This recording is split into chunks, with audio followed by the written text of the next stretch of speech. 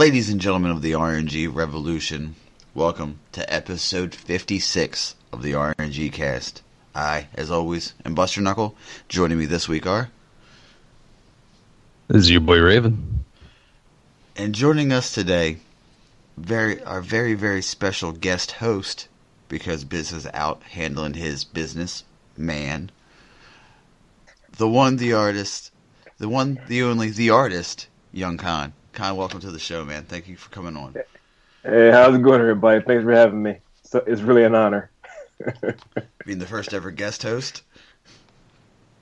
Yeah, you sprung it on me last second, like guest host. I thought it was just a guest. Yeah, we put the extra asterisk. We put the asterisk next to your name in the history books for the Rngcast. Way too much pressure to be coming on this early in the morning. I'm not sure how to take it. Nah, man, you can handle it. This is gonna be fun. You're gonna have more fun than you realize. Once again, thank you for coming on. We appreciate it. I appreciate it. And oh yeah, by all means, it's great to be here. Like I've been here for the past month and a half, listening every week. Oh, cool. Thanks, man. Not adding any pressure to us anymore. I appreciate that. I know all the shenanigans. If you listen to episode 22, you know all our think. shenanigans. Yeah, the shenanigans go back way past the last month and a half.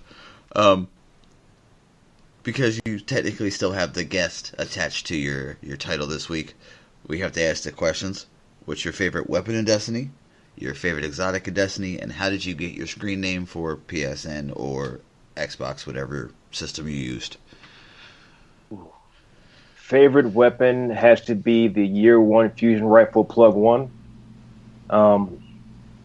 I still abuse that weapon in PvP. It's got a Ascendant on it, and I've literally got triple downs with that Fusion Rifle. When they nerfed special ammo, I was a little bit sad because that was my anti-shotgun weapon, even through the Fusion Rifle nerf. Favorite exotic has to be on my hunter. It's got to be young Amankara Spine because I am just a Trip Mine fanatic. Like, I abuse Trip Mine so often for setups that, for when I didn't have it on, I would hit the grenade button again. And I'm like, oh yeah, I'm not running that. I'm running something else. I'm running Quick Revive like a moron. If I'm running Titan, probably the same chest. I'm running, Armentarium. And I'm so predictable. On my Warlock, I'm running double nades with the Sunbreakers. So I'm not very creative, if I was trying to say. I love grenades a little bit too much. And Young Khan, that's actually pulled from actual history. Like, I'm a big history buff. So I'm a big fan of, like, the history of the Khans and Genghis Khan and the Wrath of Khan, because I want to be better at everything.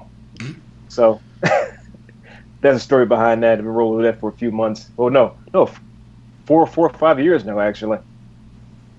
Yeah. Have you listened to Dan Carlin's Hardcore History? The podcast. Oh, you know I have. Okay. You know I have. Those who don't know, Dan Carlin's Hardcore History might be one of the greatest long-form, history-driven podcasts out there. It's fantastic. The greatest. It's about 15 hours of history on the Khans, I think, that he goes through. Yeah. Yeah, about 15, and then he did the World War II, I think he went to after that. He did World War I first. That's right. Yeah, he talks about the, start with the assassination, the way he plays it out like the JFK assassination, but World War I, and how it's all happenstance, how he happened to rope on this guy, but his car broke down. It was amazing. This is like, it sounds really, nerdy to talk about an assassination, but the way he lays it out, it really illustrates it so well, and that it needs to be like an Ocean's 11 movie, the way it's set up. It's crazy. Yeah, he says he's not a historian. He says he's more of a historical storyteller. But I'm like, no, dude, you're a historian. Just take what you are. You're great at what you do. You're well worth the $1 I spent. He makes it palatable. Yeah, exactly. It's not like you want to go to sleep listening to 15 hours worth of content. Yeah. Exactly. All right. Moving right on to the Destiny news. I guess E3, they're going to be showing the Arcstrider, which we talked about a little bit. The beta dates will be released for E3, which we're all anxiously waiting for the beta dates, like a bunch of hungry wolves at the opening of a cave. Yeah, you heard there's no alpha, right? The alpha's all internal. Yeah, I heard that, which is I'm fine with, really. I mean, I don't need to play the bare bones skeleton of a game. I'd rather jump in and play the beta, where it's a little bit more fleshed out. I was hoping to get in on some of those alpha emblems from last time, but alas. I think they learned the lesson from last time, to be honest.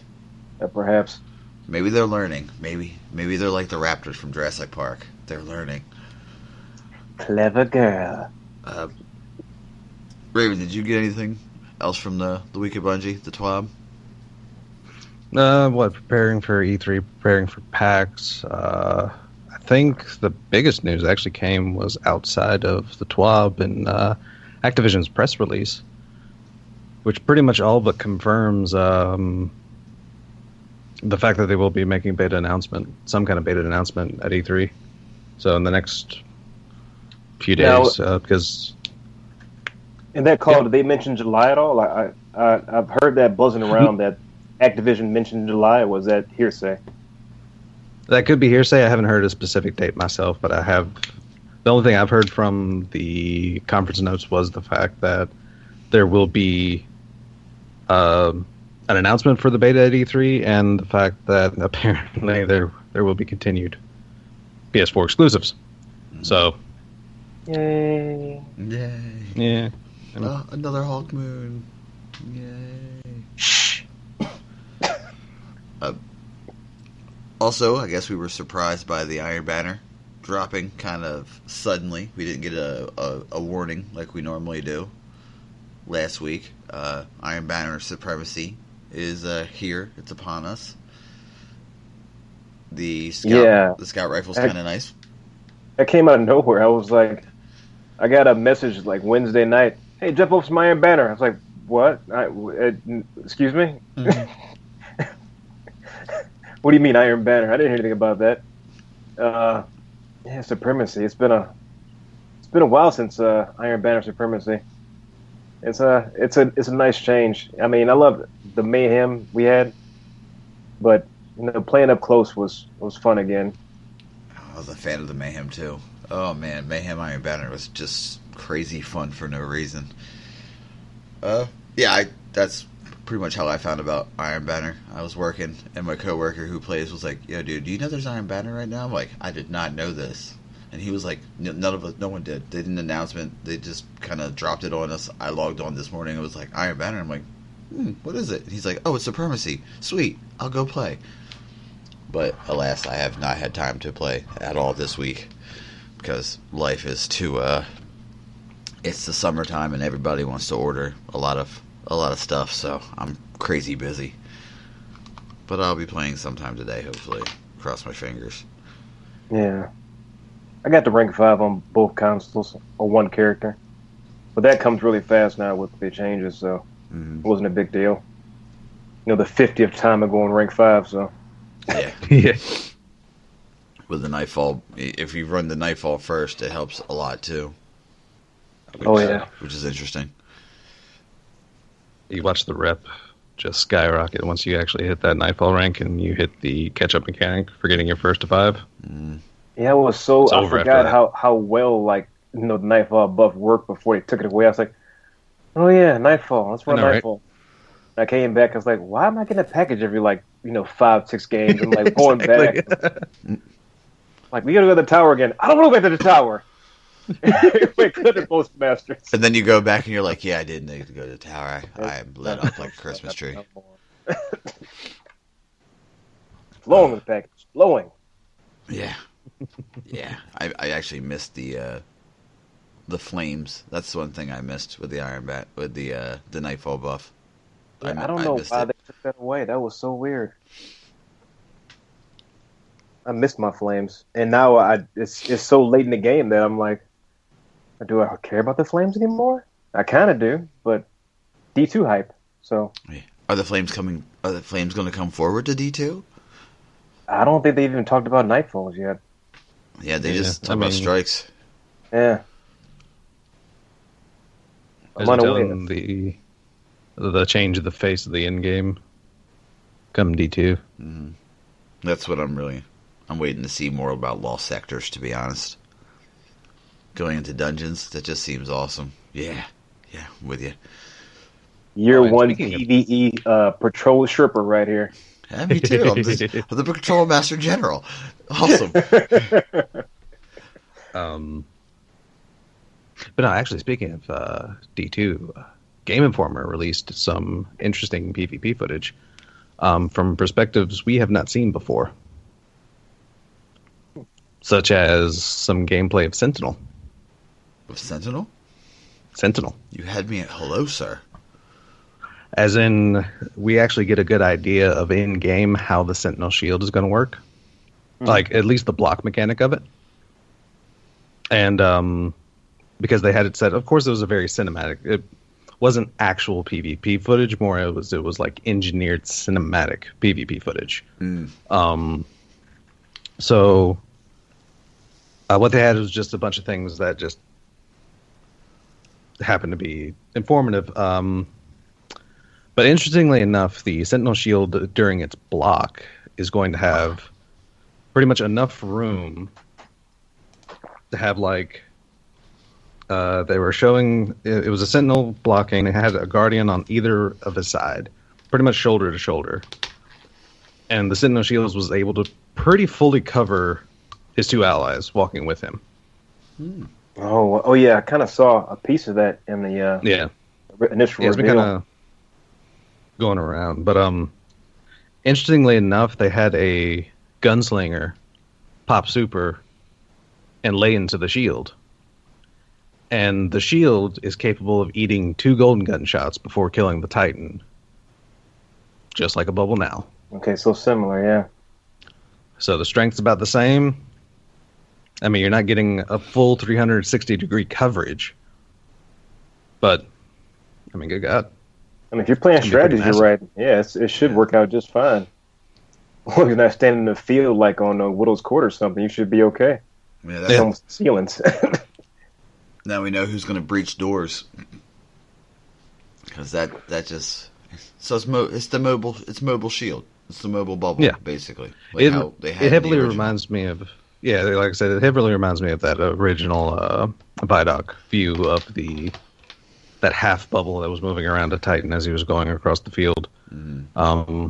And interestingly enough, Gunslinger might actually get some damage reduction while in Super now, which will be super fantastic. Yeah, which would be nice for you guys, right?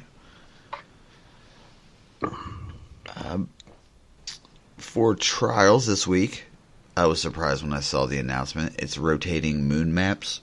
So it's Anomaly, Cauldron, and First Light rotating. Yeah. I was actually watching Aztec Cross right before we streamed last night. He was running the card. His ninth win was on First Light, and he was running the sidearm. I was like, what? You got to be kidding me. I mean, they pulled it out 5-0, but it was it was interesting to watch somebody play Trials on First Light. Like, I've never been on a big map and played Trials before, 3v3, and it looked interesting. It looked rough. It looked really rough. Like, when you jump on a Sparrow to kill somebody in Trials, you know your map is way too goddamn big. It was a rough go. Not sure about I wouldn't use the word fun, but interesting. Some people interesting is fun. Some people think interesting is fun. I personally do. I like that. I like when the maps rotate. That way, it kind of like will break. It breaks the monotony of playing the same map over and over again for multiple hours. I like rotation. Just I don't want to play on a football field. Yeah, that's true. Or 5 football fields. Yeah. Excuse me. If it was ever if they ever did a rotating map playlist of Sky Shock. What's the other one? First Light. Bastion. And which one? Bastion. Bastion. Yeah. If they ever did those 3 maps, it would just be the most infuriatingly fun thing to watch because people would just be like, I don't know what to do. I'm just gonna put on Mida and a sniper, I guess. I don't know. Oh, I mean, just having First Light before had so many streamers like on Boycott. There we go. Words, syllables. I know them. Lawns. Get off them. I think Bastion's the first map I made a team rage quit on. A 6v6 control match. I got like a quad kill like 2 times in a row with trip mines. You know where B is at? Yeah. And they kept entering that little tunnel and they would run through. I just stick a trip mine just so perfectly. And they all were through the exact same time. And we just sprayed them with auto rifles. And it was just like, do quad kill. I was like, oh, breaker. I was like, oh, jeez. By that time, the third time they came through at a super, whole team left. It just... You had the automatic mercy. So much joy. So much joy. Everyone remembers their first time they made a team rage quit. Especially in 6s. That's a feat. A team of bubble titans. Oh man! Surprisingly, just make a team rage quit. Just a team of bubble titans. On Mayhem, that was like, I would just not even go. Why even go buy the bubbles? It was stupid. Mm-hmm. Like it made no sense. You would break one bubble, it'd be like, you want to just sit here and this is what you do with your life? You want to just sit here and be this guy? You want to be that guy? Is that how you want to do? You want to be that guy, huh? All right, fine, sure, be that guy. I'll be up here drinking my coffee. There's a bubble under my bubble. Just to let you know that. Oh, jeez. So frustrating. Yeah. That's what we do. We control zones and infuriate people. That's basically the extent of a good defender. I mean, look at Fun Police. That guy has changed the way people look at defenders now. Whenever people see a bubble, they're like, wait a second. Is he running Armor of Light? Does he have a shotgun? You're like, come on in and see. Come on. Come get this Telesto real quick. He plays it so aggressively, though. Oh, yeah. I mean, yeah. Jeez, it has to be infuriating to be on the other side of that. Because I'm like the plays he puts down for his last Guardian standing are just, you're like, how did he survive that? How there's no, and you're looking at it like, oh yeah, he sidestepped the bullets. He has a sword out. When he has that sword out and he's running the bubble, it's like, why? Stop. Just back out of the match. Yeah, put your controller down. Let him have fun. I don't want to be part of this highlight reel. Yeah, because you're going to get posterized. You're about to get famous, son. I don't want to be famous. Like, I don't want it. The thing I learned from watching him play was how he'll drop his bubble and he'll leave his bubble, engage, and then go back in. Like his timing to go in and out of the bubble is so perfect. And I'm like, wow. And I don't have the chaperone, so I can't really play that style. So I had to invent my own using the Telesto or a fusion rifle, which is always good to have. You know what? To speak to the strength of the build, I jumped into Rumble once, and I didn't realize that my PvE set up on because it was the daily. I was wanting to get the marks to get something. Mm-hmm. So I had a sword equipped for doing Axis. I had the Dark Drinker equipped, and I had a bubble and Armamentarium. I went on a 15 kill streak in Rumble, which is something I never do. I go third place, second place. I might win 1 out of 15 matches. When it said 50, when I got a sum of all tiers running Defender, I was like, oh, I see what this is. This is unfair. This is unfair. And I never did it again. I don't know. I'm not sure why. Made for a good clip, though. Mm-hmm. Mm-hmm. I'm interested to see more of the new subclasses for Destiny 2, though. I mean, as much as I'm going to miss the old subclasses, I mean, we're going to get the Striker, the Gunslinger, and I'm assuming we're going to get Nova Bombed. The Nova Bombs. Now, you've heard the abilities are cross-class now, right? Yeah. Yeah, that's big. That's big for me. That they always stay, yeah.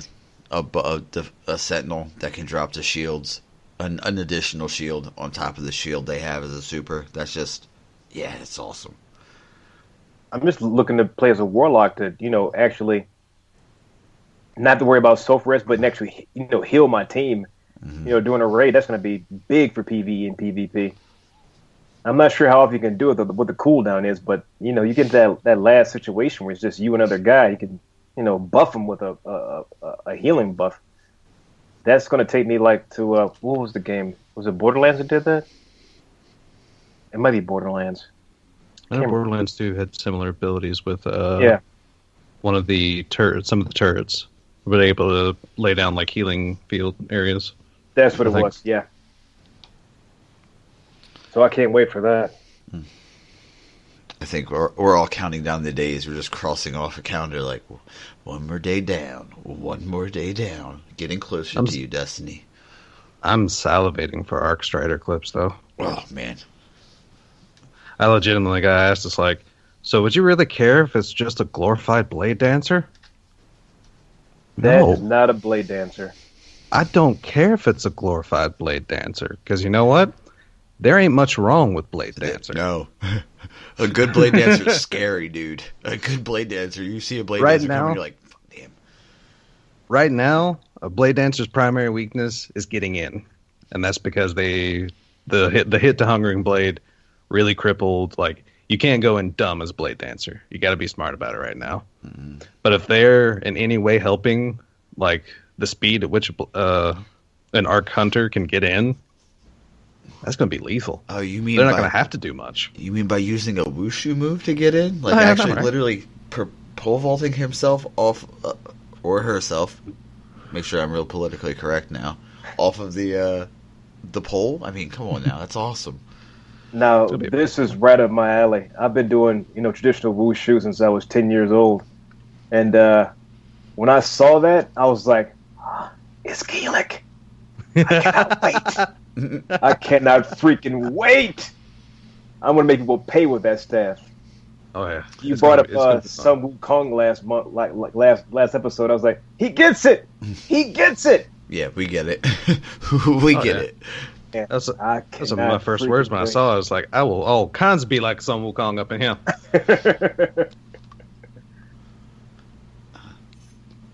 That thing covers space. I mean, covers terrain so fast. It's not like Blade Dancer at all. No. Like Blade Dancer is kind of like left, right. Arc Strider's just going over space and this staff is just clearing room. That's going to be nuts. Yeah, if that speed is anything like they're indicating, it's going to be ridiculous. It's going to be it's going to be a tough subclass to deal with. Definitely. Hands down. That's what I'm excited to see. It was like, oh no, it's Arc Blade 1.5. I'm like, it's like okay. It's like Arc Strider is what it is. It's like you can call Arc Blade 1.5. You can call it Pole Dancer, but you're going to learn to fear it just like you did the Blade Dancer. Once you heard it activate, you're going to run, or else you're going to get smacked in the face with a pole. I'll be a dancer for money. Dancer for money. Any old music will do. do. Oh man, there's gonna be so many good montages and so many good clips in Destiny 2. Just people timing it, making the musical montages with Arc Strider using. Oh, it's gonna be so good. I'm queuing up Tina Turner on my first montage. Private Dancer is happening. Mark it down. 2017. Mark it down. December is happening. December. You gave yourself a couple months to learn the class. I appreciate that. At least I'm gonna get 12, 15 good clips. Yeah. A couple good emotes in there. It's gonna be lit. I'm gonna be using the Sentinel. Oh, the second I unlock that class, I'm gonna be like, well, guys, I missed you, baby. I missed you. Get behind me, fellas. As long as there's a shield bash, that's all I hope that there is. I know there's. I know there's a throw, but I'm talking like there's a tackle. Oh, there's a tackle. Cool. Okay. Yeah, they showed that up in the promotional stuff from the reveal that there is going to be. It seems to have because it basically. I'm actually surprised not many people have complained about this, but a lot of its movements remind me of a Vault Shield, and it does have the Vault Shoulder Bash. Nice. But it seems to have like a wedge. It's like we're gonna have to that's gonna be another thing that we're gonna have to see on, because it seems to have like a cone spreading outwards at the end of the dash. It seems. I mean, when we saw it, he was able to take down like 2 phalanxes and what looked like a centurion type enemy with one shoulder bash. So it'd be like Sun Charge. In essence. Sort of. Or, yeah, the looks ball a little shield. bit slower, but yeah. Yeah. The Sun Charge is instantaneous. It looks like... but, I mean, if you look at the Vault Shield, that's really fast.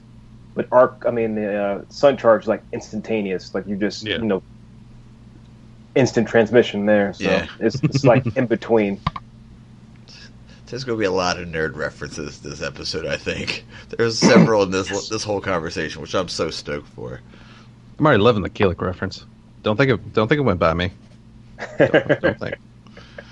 I was popping them quarters in with Keelik and Maxi. Oh, man. I love that on Dreamcast. That's one of my favorite games. So what happened? Sorry.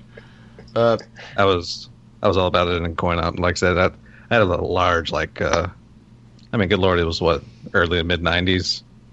You could leave a kid in an arcade for a few hours. It was fine. Yeah, back then it was all right. Absolutely fine. Leaving a kid That's where in I an arcade lived. was a job. That was my job. No, right? So that's where I live. Give me a 20. Give me a roll of quarters. I'm straight.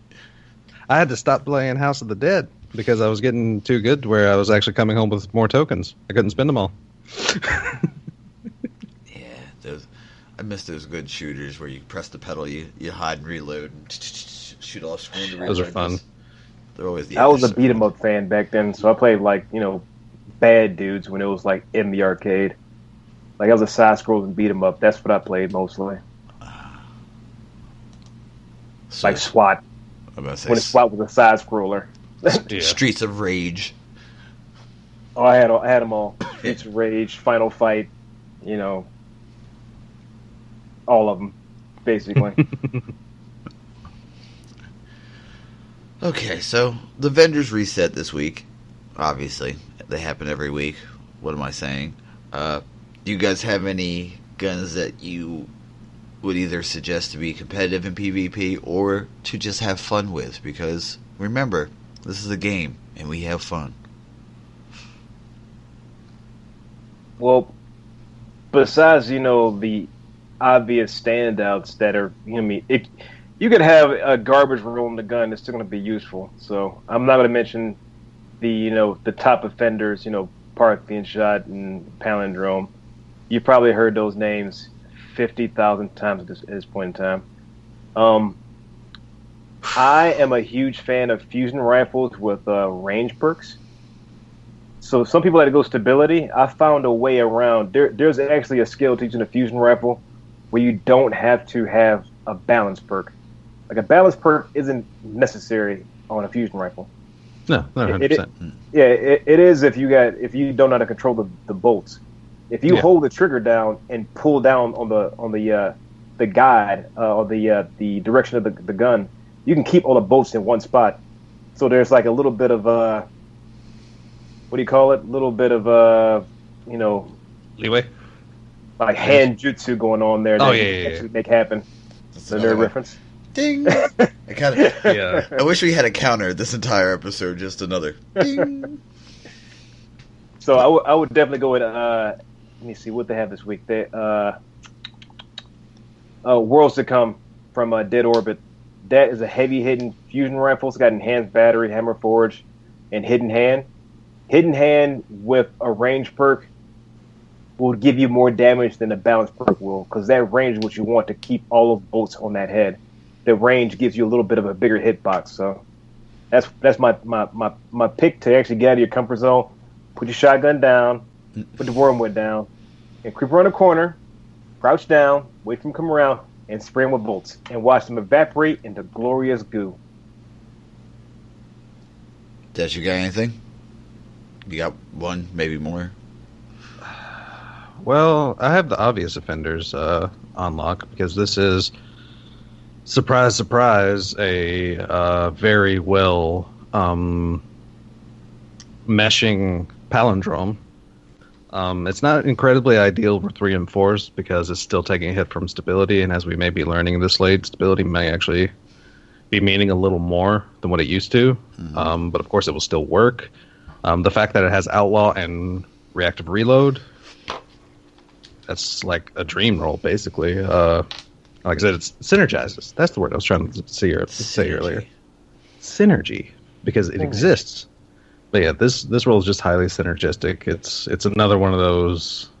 I mean, I was having a discussion just last night with someone. It's like, well, it's only been like 3 or 4 weeks that a palindrome hasn't been good since they started this. And guess what? The palindrome is still good. I haven't actually checked much, but definitely hit rank 5 on your Iron Banner this week. Definitely, because I would be severely remiss if I did not suggest this Distant Star for every individual. This Distant Star being sold by Lady Aphrodite is amazing.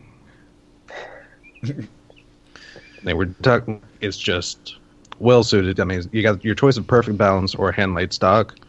It doesn't really need hand laid stock because Perfect Balance definitely gives it enough stability. But if you want a little more, well, there's hand laid stock for not that much range. You got Hidden Hand to really, grind, let your sight stick to the opponent, and you got, it's basically your Legendary Mida with Hidden Hands, or not hidden. Good God, high caliber rounds in the middle. So high caliber rounds are a beast on that Scott rifle. I did find out something. I'm not sure if it's just me. It might be anecdotal, but I've got 2 of the Distant Stars. One's got high caliber rounds and full auto on PS4. And every time I play with it, it's like I cannot seal the deal with the kill. I'm like trying to hit headshots, and it's clicking, but it's not really working like it should. And I got another one. No, it doesn't have full auto. Almost exact same roll, except without full auto, and it kills so fast. I'm not sure if full auto breaks some guns. It might just be me, because I've tried on a couple of weapons. Like full auto can, I don't know, it throws the rhythm of the weapon or something. You can't really, seal the deal like you want to. Like it slows the gun down or something. But high caliber rounds in that gun, it'll definitely rock your face. It's good. Oh, yeah. Definitely. Speaking of high caliber rounds, this week, Dead Orbit with the Extremophile has high cal, hammer forged, and persistence. The clip is only 27. It's whatever. The Assembly 2 has extended mag, hammer forged, or crowd control, and persistence, which makes more sense to have persistence considering extended mag adds more to magazines, so it'll kick in more. And the surprise for me was the weighting from the Future War Cult, the fusion rifle, with quick draw, hammer forged, or knee pads in Eye of the Storm. Yeah, I've tried out almost every fusion rifle in the game, and the weighting has a very strange spray pattern. Like each fusion rifle has its own unique spray pattern. Like if you were to spray, what's one of the top ones? Remember the Future World Code one, the recent one they had before? It's like my favorite one I use on my Warlock. Jeez, it's Vortex. Killing me. But not the Vortex. The same. The other one. The Vacancy. Thank you very much. The Vacancy had a pattern where it would shoot straight and kind of litter in like a small C. The weighting kind of shoots up and around. It's really strange. It's a very odd pattern. Like you gotta be like when you pick up a fusion rifle. This is like my one thing I'm really good at. They call me fusion rifle hipster in my clan because all I do is play fusion rifles. Like I'll if I could run triple fusion rifles, I would. If I run Vex, a Vacancy, and Sleeper, I would. No joke. So what you want to do is when you get the weighting, it can be a very good fusion rifle, but take it into PvE, into an actual patrol, and just stand at a wall and look at the wall and shoot the wall from every distance. And you will see the pattern line up on the wall. Now, here's the tricky part where you pull your hand jutsu. Take it and just flick it in mid stride, and just flick it to the left. It's going to line all those shots up, and it's going to do a whole lot better damage because you're going to miss 2 or 3 bolts from a range. So the weighting can be extremely good, but it takes a bit of hand skill to actually master. Yeah, pretty much. I can't. There's nothing I can talk about the weighting any more than that. Yeah, flick it to the left, take it, use it. Flick it to the left. I usually take any new weapon that I don't know that I'm not really comfortable with. I should say to the you've awoken the hive part where they just keep streaming out thrall at you, and at the end you wipe, you start again. And you can just learn how the weapon runs. That when you get a weapon, don't automatically throw most into it. Play with it bare bones just to see how it handles. That way you can learn as you open up bubbles. That's what I do. It's more fun that way. But I do have a plethora of orbs. You want a challenge? That's one way to go. If you want a challenge, and it's cool to play inside the meta. Sometimes, like I don't find it much exciting to use the same weapons as everybody else. Like it's kind of it gets a little repetitive, and I like to jump outside the box as much as I can. Like I'll still run, a Tuanella Scout rifle, a Year 1 fusion rifle, and Yoler's hammer, or a BTRD, because I'm a throwback kind of a guy. And you're like, oh yeah, it's a Pally.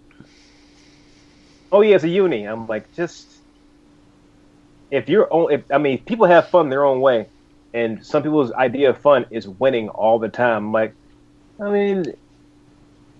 if I'm just fighting Pally against Pally all day long, or I'm fighting Uni against Uni, or I'm in this heated freaking icebreaker battle on trials every week, I'm like, this is just not exciting. I know how this fight ends. I've been there. I bought the T-shirt. I took the picture. I don't need to see this again. It's okay. Like if I want to take something strange and prevail. That's fun to me. That's an exciting part of Destiny. We can get in and actually do something, and you can make the guns work. The guns work just fine, but you gotta think about it. You can jump in like with a meta weapon and do well and just go straight in. But if you play strategy with a non-meta weapon and still pull out the win, that takes skill. That excites me. That's what I like. Yeah. I've taken my co-host, both Raven and Biz have been on me about getting into stop using auto rifles, play something new. And I mean, playing with the meta weapons are fun. They're always fun. The Mida is always fun to use. The Palindrome is surprisingly amazing to me, and I don't even like hand cannons, but yeah, when you get killed with something that you're like, what is that? And you have to go like look in the Destiny database, like, what is this weapon? I got killed by a blue auto rifle? Bravo! Or I got killed by a blue hand cannon? Or like when you see the one of the gunsmith, one of his weapons that no one uses, you're like, oh, bravo! Way to use that. Way to use the Judith. I appreciate it. But yeah, it's. I got a Big Chief 44, a blue hand cannon with it's got the impact of an imprecation or the exotic equivalent with Send It, and this thing is an absolute beast as a blue. And you kill somebody, and yeah, sorry. No, I was about to say, if I'm not mistaken, isn't that a literal blue hand cannon?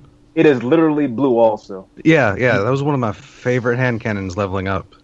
I always remembered it because I had good memories with it. I got it when I reset and started a new account on PS4. I got like close to 4,000 hours on Xbox, and I'm reaching like 200 or so on PS4. And I started getting new weapons. I was like, oh yeah. I kept my blues around. I was like, let me just keep this around a little bit longer. I took it into PvP. I was like, oh my god. 10 shots, it's a beast. Oh yeah, it should be legendary for sure. It was a wicked little thing.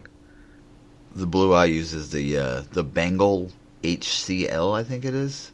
It's a blue scout rifle, and it has a white tiger on the side of it. I'm like, how is a blue weapon prettier than most exotics? Like, I don't get it. One of the underused skins in the game, and you put it on the blue, and it's like, that is a beautiful gun.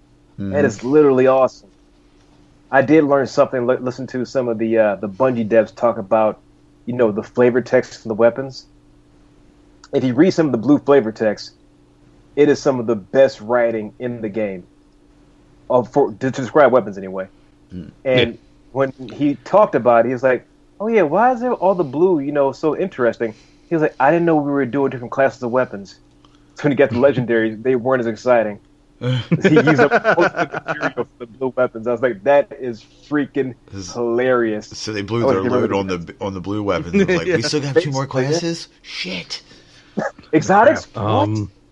Legendaries? Wait, weren't we? Crap. We can just do it was like Iron Banner weapons, like Forest and the Flames or the Iron Blowers. Every flavor text for every Iron Banner weapon for like the first 2 years almost.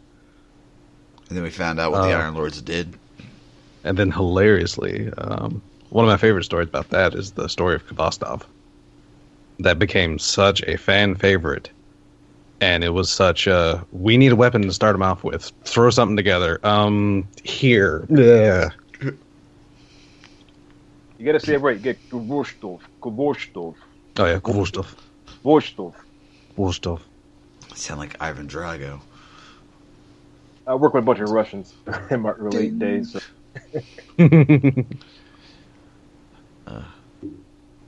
So, for the revolutionary ideas, we actually had a few topics sent in.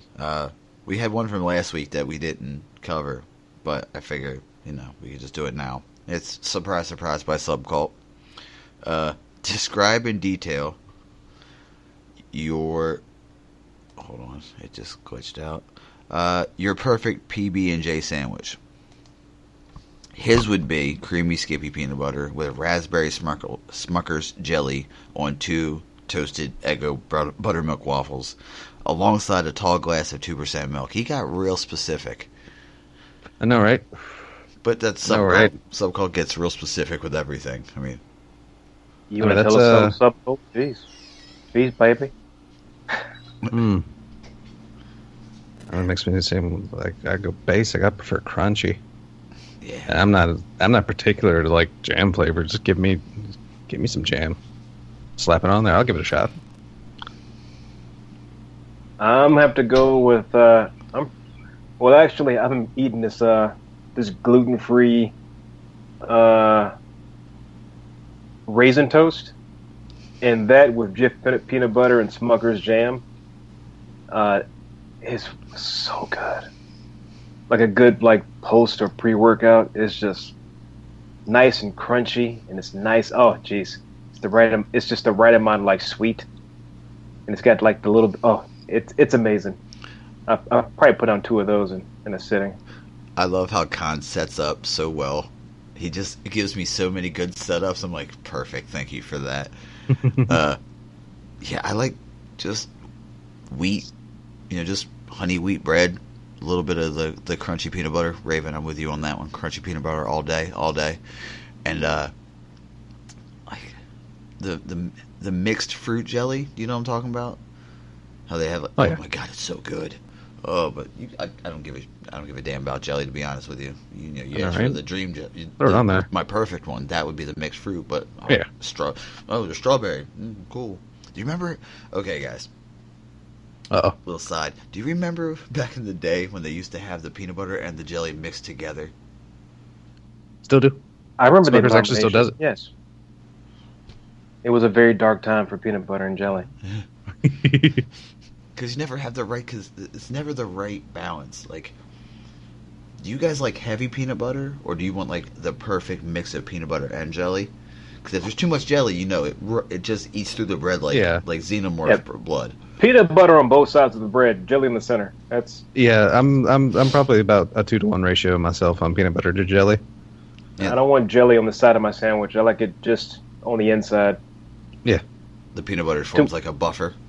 Yeah, that's too much chaos. I don't want to see the world burn. I'm not a Joker peanut butter and jelly kind of guy. I don't want to watch the world burn. That's nice and controlled. Inside the lines. Hands at 10 and 2.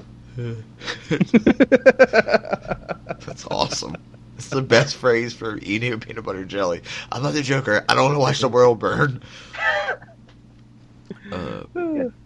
jelly in your lap, all of your beard. I can't have jelly in this beard. I got dogs. It wouldn't be fun. Yeah. Take a nap, have a dachshund in my beard. I don't need that in my life. Screw that noise. Nothing's worse than eating a sandwich and looking down and seeing your dog looking at you like, go ahead and drop something. I dare you. Please, I dare you. Go ahead, punk. Make my day.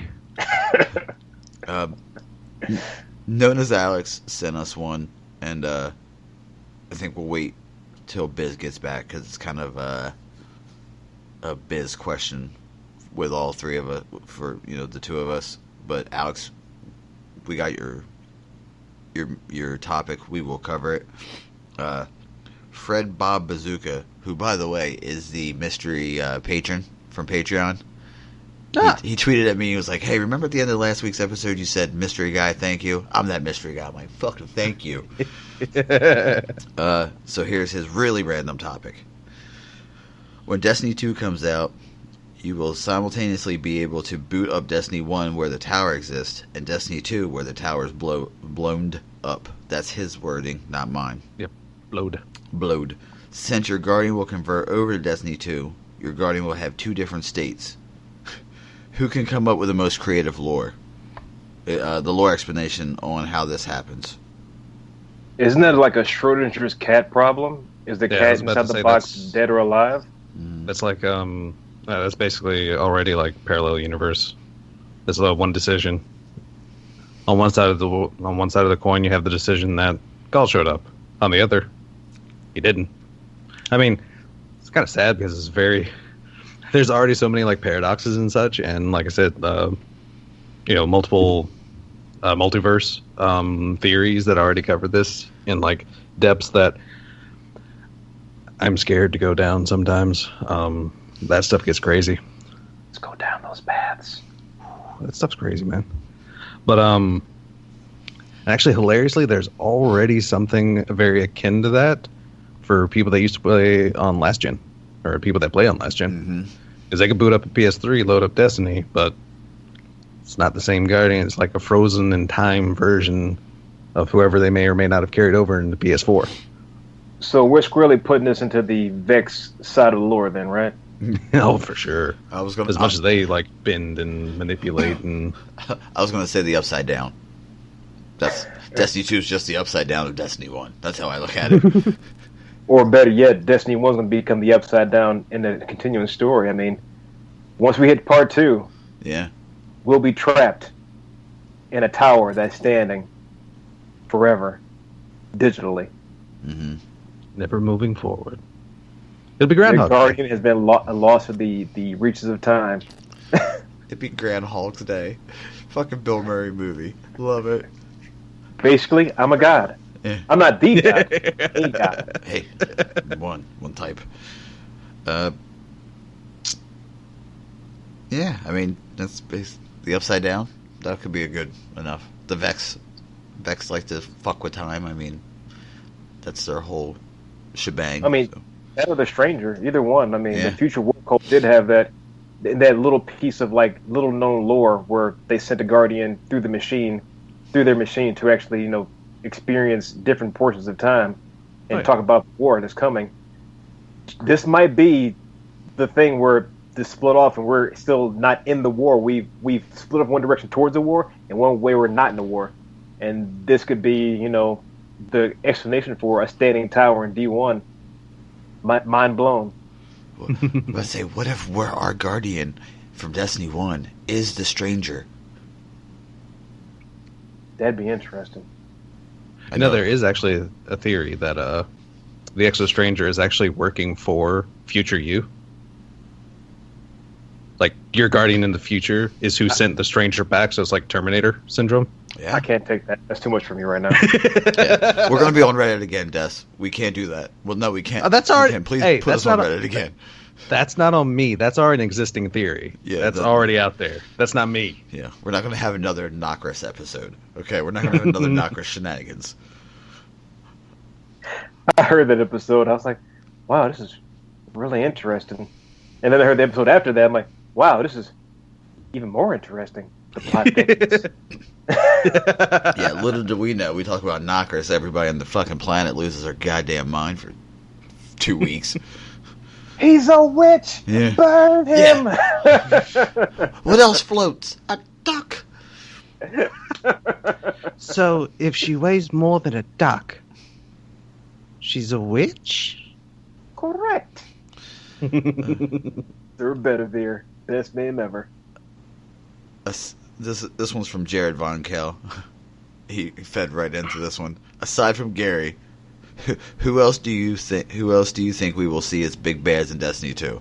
We talked about that last week. Do I say it? Yeah, do go I say ahead, it? say it. Do I say it? Nocris! He's coming! It's confirmed, didn't you hear? It's all over Reddit. It's confirmed. It's confirmed. If it's on Reddit, it's true. It's confirmed. I'm sorry. I think my big bad's going to be like a vault space again. I feel like the demon of missing space and time is going to invade my life once again to all the gear I'm going to get, and I won't be able to fit all my lovely new toys into one spot. That's going to be my big bad. Lack of space.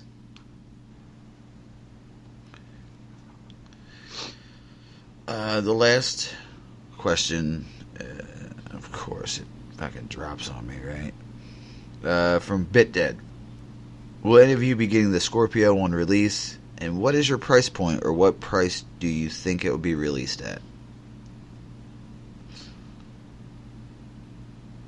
Competitive? Yes, I'll be getting it. Yeah, but I say you do have 4,000 hours on the Xbox One version. So yeah, I'm that's assuming fair.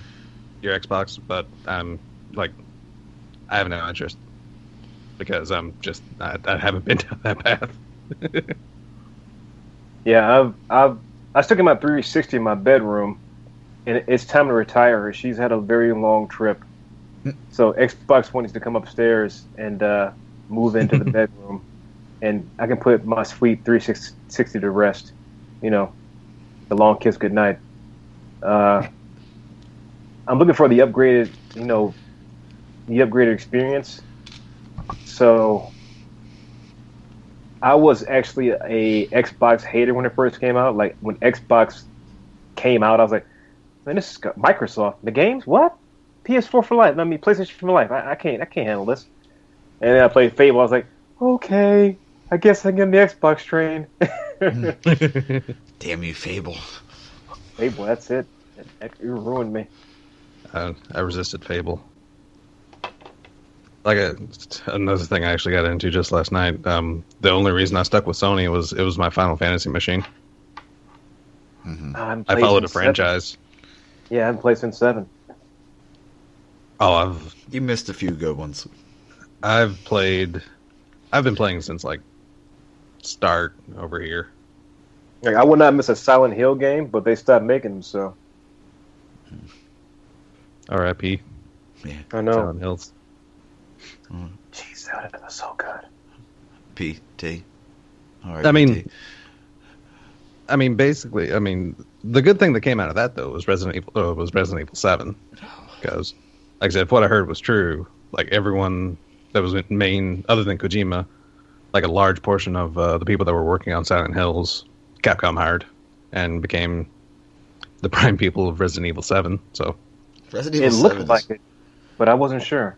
Resident Evil 7 is one of those games you watch and you're like, why? Why is this in a game? Why are you doing this? It's actually got some crazy stuff. You got to play Homecoming on 360 or on PS3, like Silent Hill Homecoming. Like those games are psychologically intense. Oh yeah, they are. Yeah, I remember watching someone play. There were two games that kind of freaked me out. Silent Hill: The Room. Oh, so good. And the first Condemned. Those two were a little nerve-wracking. I picked that up for $5, and I 100%ed that game in like 5 days, and I immediately bought 2. Like, Condemned was a sleeper. And there was another sleeper that. Have you guys ever played Indigo Prophecy? I have not. I've heard a lot about it, but I somehow missed that one. Do yourself a favor. Oh, you don't have an Xbox, never mind. Maybe it's on PC. Great game anyway, sorry. Complete tangent. Is Condemned the one with the bear inside the mannequin? Warehouse? No, I think that's Manhunt. Yes, I think that's sort of like a manhunt thing. I played Condemned is like where you get. I think get the these first powers? Condemned was actually Xbox exclusive for a while. Okay. because I played Manhunt. I think Manhunt was really because really Condemned graphic. 2, I think, may have come out for PlayStation, but I'm wanting to say that the first Condemned was kind of like Assassin's Creed. It was mainly an Xbox thing, but then it like carried over once PlayStation got up. Yeah, Manhunt was on PlayStation. I don't think it ever came to Yeah. Xbox.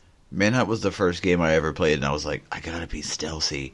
I gotta get all these crazy kills. The next thing you know, you wrap a bag around someone's head, you twist them around, you just start throwing knees and slamming their head in the ground. I'm like, I shouldn't be playing this game. That was Tenchu for me on PlayStation. Stealth Assassin was good.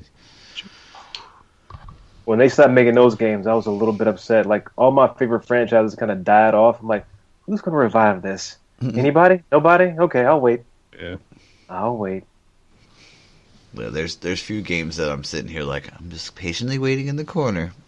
Whenever you want to bring this game back, I'm ready for it. Whenever you want to bring it back. Have you guys played Dreamcast at all? Yes, Power A Stone. little.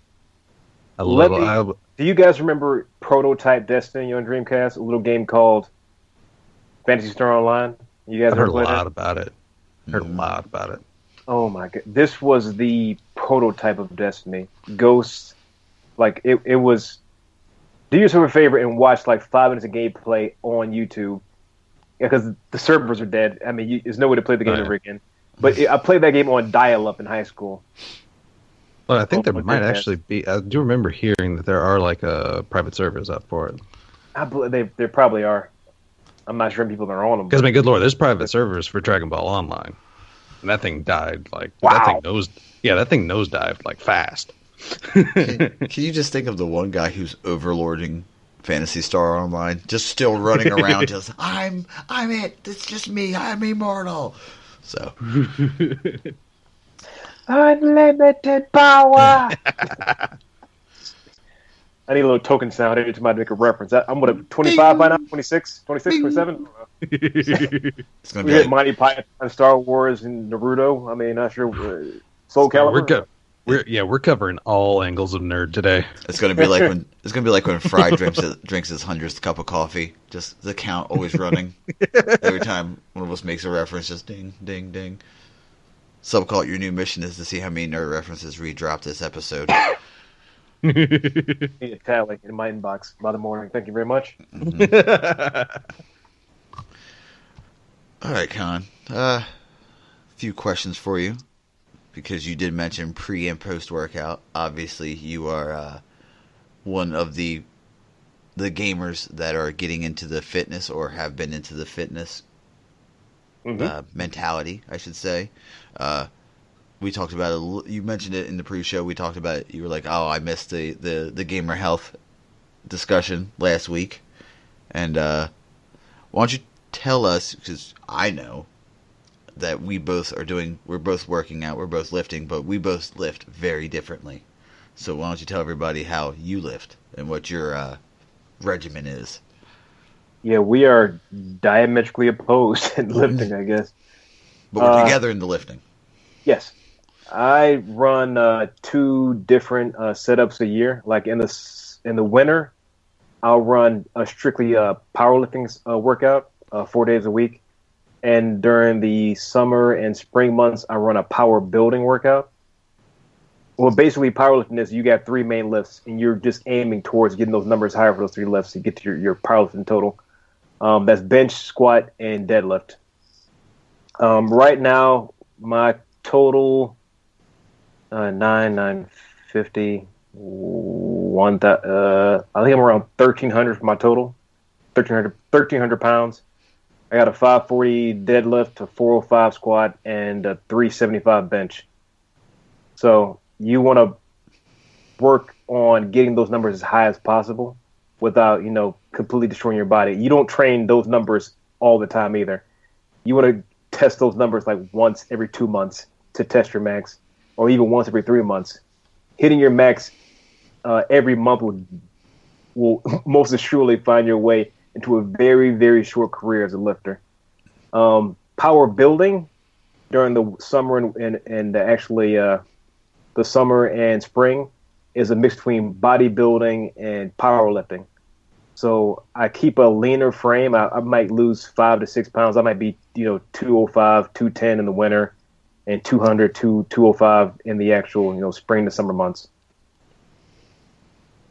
Now, as people have heard, I am a supplement kind of guy. I enjoy the pre-workouts, the post-workouts, the branched chain amino acids, and all that. Do you take anything, or are you completely 100% raw natural? I take coffee for my pre-workout. Like I drink about a pot and a half of coffee a day. I tried out pre-workout twice, and both times my skin itched and I got sick. And that's what half dose. So I do a pre and post shake, mass gainer. It's about 750 calories before and after my workout. I consume about 3,500 to 4,000 calories a day. In the morning, I'll have 2 whole eggs, 3 egg whites, 3 strips of turkey bacon, and then I'll do like a sandwich with lean turkey, Munster cheese, a couple protein bars in between the day. At night, I'll do a chicken breast or a portion of chicken breast with, spinach, broccoli, corn on the cob, and brown rice for dinner. And in between, I would make little snacks, PB&Js. And I do like an 80-20 diet, so 80% clean and 20% garbage to keep myself happy. Because I'm not really in it to have you don't do powerlifting to look good. You do powerlifting to get stronger. So I got like a power gut. It's not, you can't really tell looking at it, but it's all muscle. The core is strong and round. So, and I know what you meant when you said power gut. It's the Arnold Mr. Olympia gut. Yeah, like a 6-pack is tertiary. Like I have a 6-pack if I stop eating junk for like a month, and it'll go away immediately within 2 days of me getting back on my diet. And like 6-packs are overrated. Like who you showing? Really? Unless you're at the pool every single day, or you're on Baywatch. What does it matter? I'm not an actor. I don't care. I like donuts. All right? I'm trying to be happy over here. Krispy Kreme's a fucking amazing thing, okay? Exactly. I'm trying to live here. Like, why go through life being unhappy? Give me my food. Yeah, it's like the Crucible. You can play inside the meta and win all the time, or you can be happy doing what you do. Be happy doing what you do. I'm gonna say I'm sorry, Matt, right now. Matt, I'm sorry. My Beachbody coach. I'm sorry. You heard me say Krispy Kreme.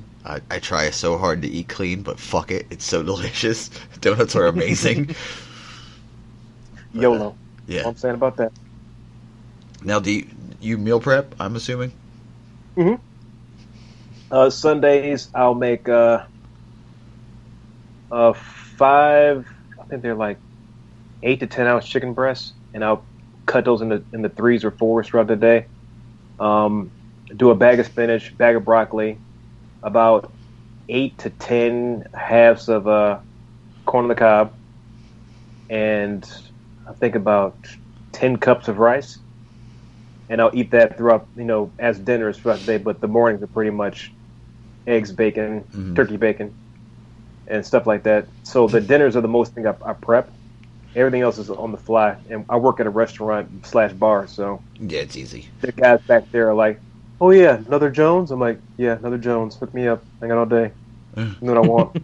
Another Jones. Yeah. What is a Jones? It's 2 chicken breasts. Stir fry, bell peppers, onions, white rice, light Thai soy sauce, and what they throw like every vegetable they got in back there. Toss it up, nice and thick. I slam that about midnight at the job or 11 o'clock. I let that settle for about an hour, and I head to the gym about 1 a.m. Get home about 3 a.m., 4 a.m. So yeah. I'm a late night lifter, by the way. I go when no one else is there, because I'm not really there to show off. I'm just there to lift. I want to be alone with my thoughts and my weights, with my my podcast playing. Oh, you listen to podcasts too when you lift? Depending on the lift. If I'm doing just accessory work, which is just like, lat pull down, things that are not, mentally taxing. Podcasts. If I'm doing a set of, 12, ash to grass high bar squats, I gotta turn it up a notch. I'm gonna listen to some, some Hatebreed. I'm gonna turn some Sworn Enemy. I'm gonna turn some Full Blown Chaos on. Some Tribe Called Red. I gotta up the ante just a wee bit to get mentally prepared to to get through that set, especially the last two sets. Because that's when the pain kicks in. The first, second of the podcast, second, third, fourth, fifth set, it's got to be some, I need to tune up to the very moment and play and one. you gotta listen. Like, okay. You gotta get in the groove. I'm covered in chalk. I'm like LeBron James. They're like, woo!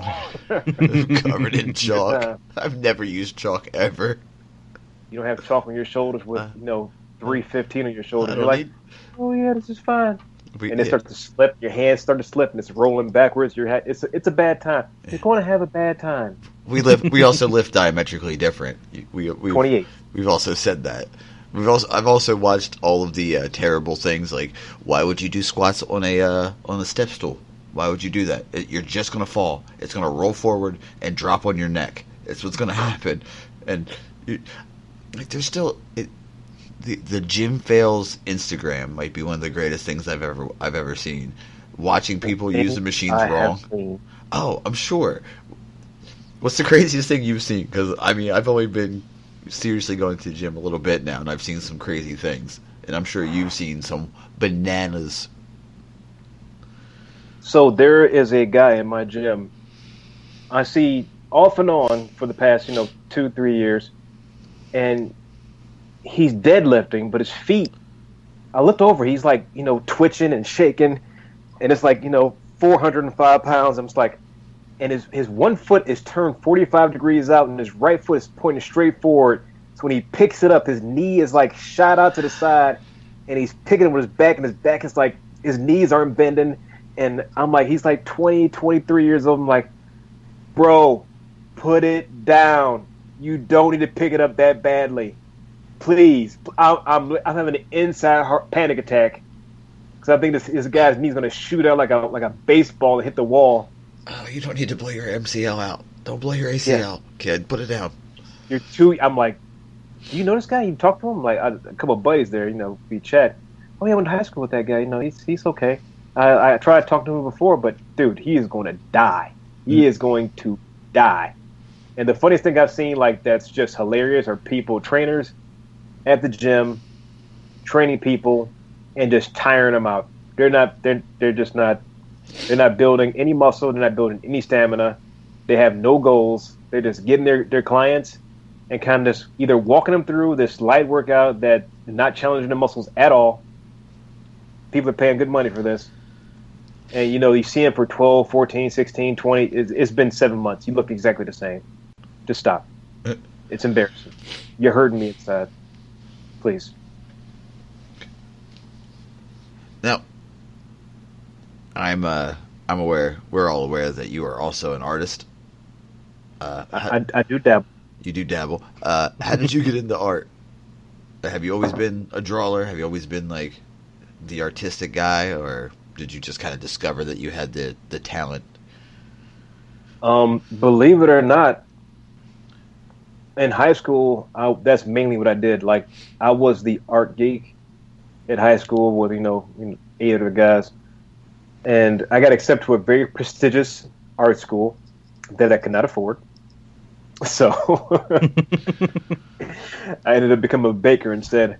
I actually didn't pick art back up until last October when I got a laptop. In between that time, in my early 20s, I worked on a bunch of like band projects with my good buddy. We had a business together doing T-shirt designs and merch designs for heavy metal bands in Cleveland.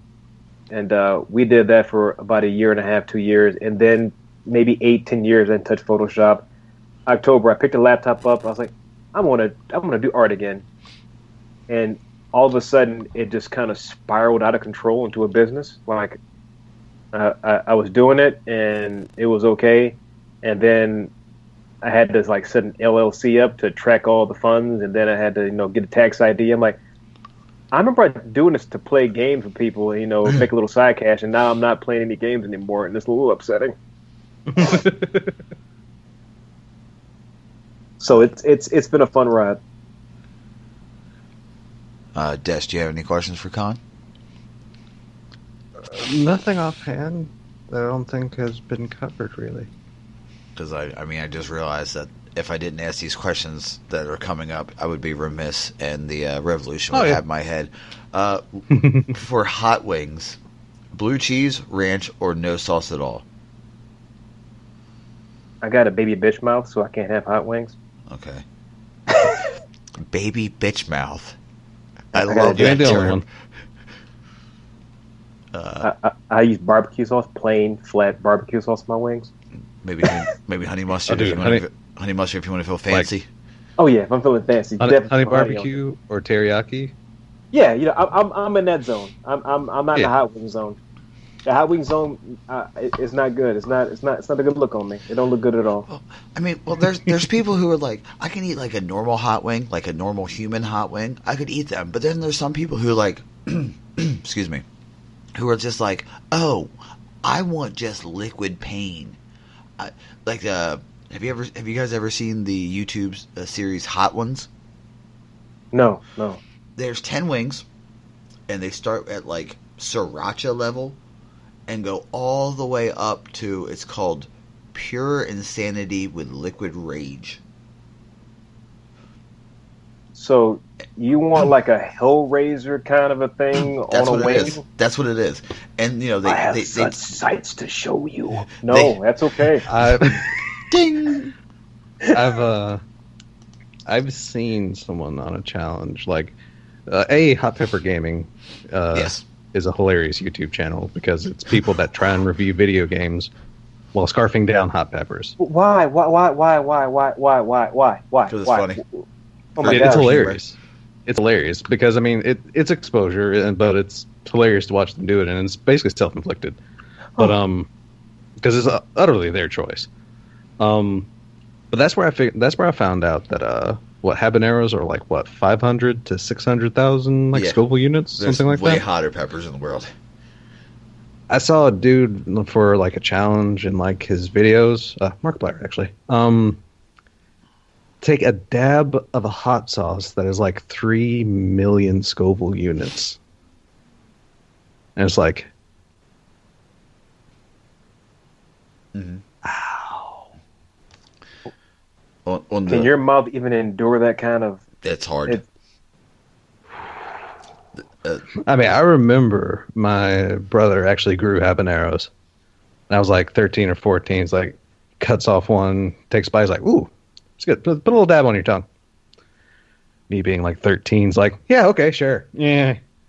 You know what I've realized watching people eat hot food over the time? It's very few people I see that eat hot food that do not smoke. Like, I think their taste buds are just dead in their mouth.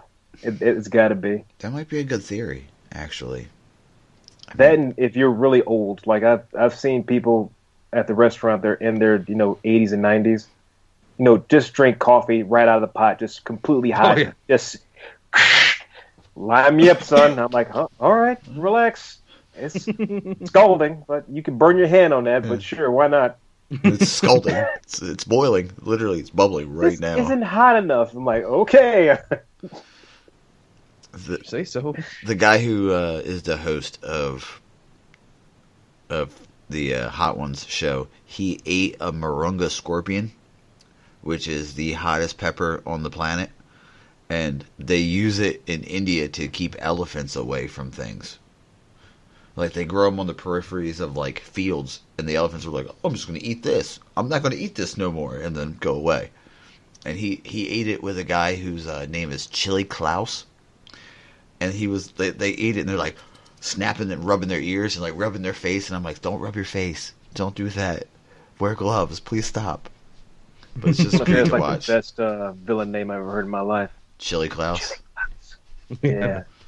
That's a great name. Yeah, that's like a diehard villain right there.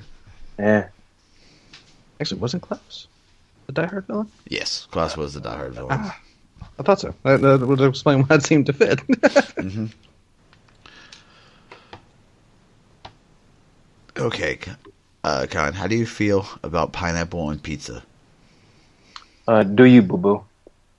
Do you, boo-boo? If you want to eat pizza, eat pizza. Hey, you want to eat pizza? I don't care what you put on it, as long as it's not. I'm not eating it. If we got to share pizza, you done lost your goddamn mind. We got to split it. You can have one. You can do whatever you want to your pizza. I mean, that's. I'm like a libertarian out here. You can do whatever you want. I just want to pay for it. I don't need that in my life. And I think the final question before we move on to the main topic, since you've been making a lot of anime references, what are your top 5 animes? Ooh, top 5 animes. Number 1, Ninja Scroll. Ninja Scroll will change your life. You will think differently about how you look at things. Number 2, Akira. Off the top, Akira. One of my. You want to talk about changing the way you see things? Oh, jeez, that is mind bending. Number 3, this is an easy list for me. I can rock these out real quick. Neon Genesis Evangelion. That series is the first one I watched on VHS in high school. Outside Dragon Ball Z. When I saw it, I was like, "What am I watching? Is this even legal? What is going on?" I feel like I've changed inside as a person. You grow up real fast watching Neon Genesis Evangelion. You gain 10 years of experience. It's an instant level boost. Number 4 has to be Dragon Ball Z. Sorry, that's easy.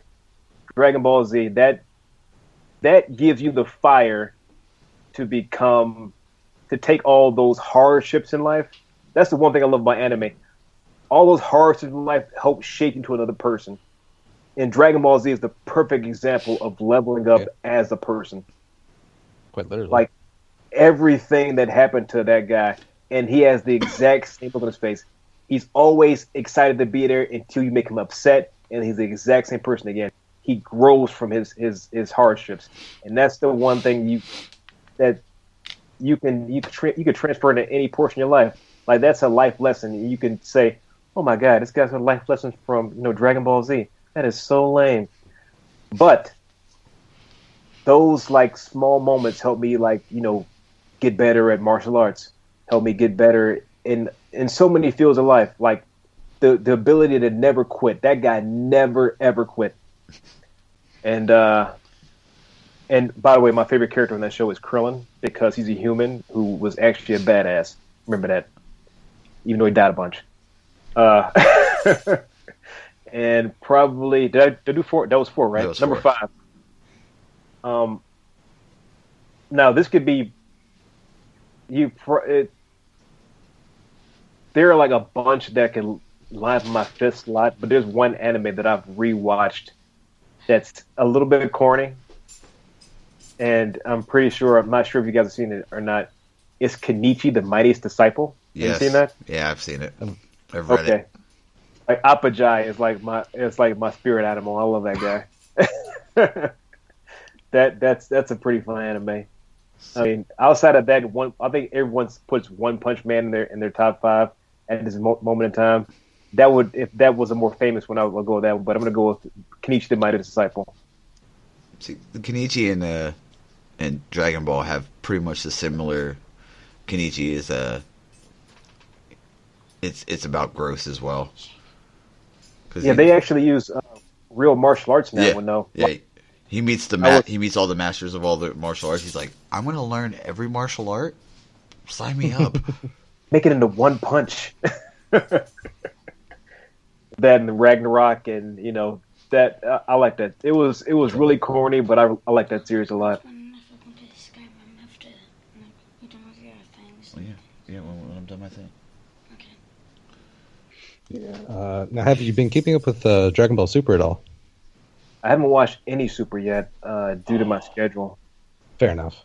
Yeah. That's actually something I've seen it get a lot of hate, but at the same time, it is an excellent continuation at the very least. Yeah. Because it that light thing?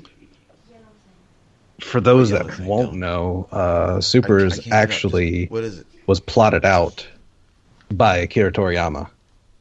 So this is the first time he's had like some direct input in it since Z.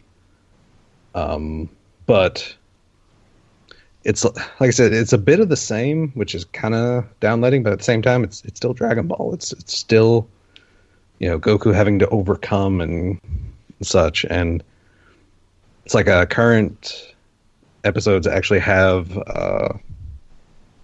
they're starting to bring people back forward, such as like we're in an episode's like I think Krillin was actually able to stand up to stage 1 Super Saiyan Goku, What? like fight on par with him. Yeah, like That's Krillin why he's found a my hero. power.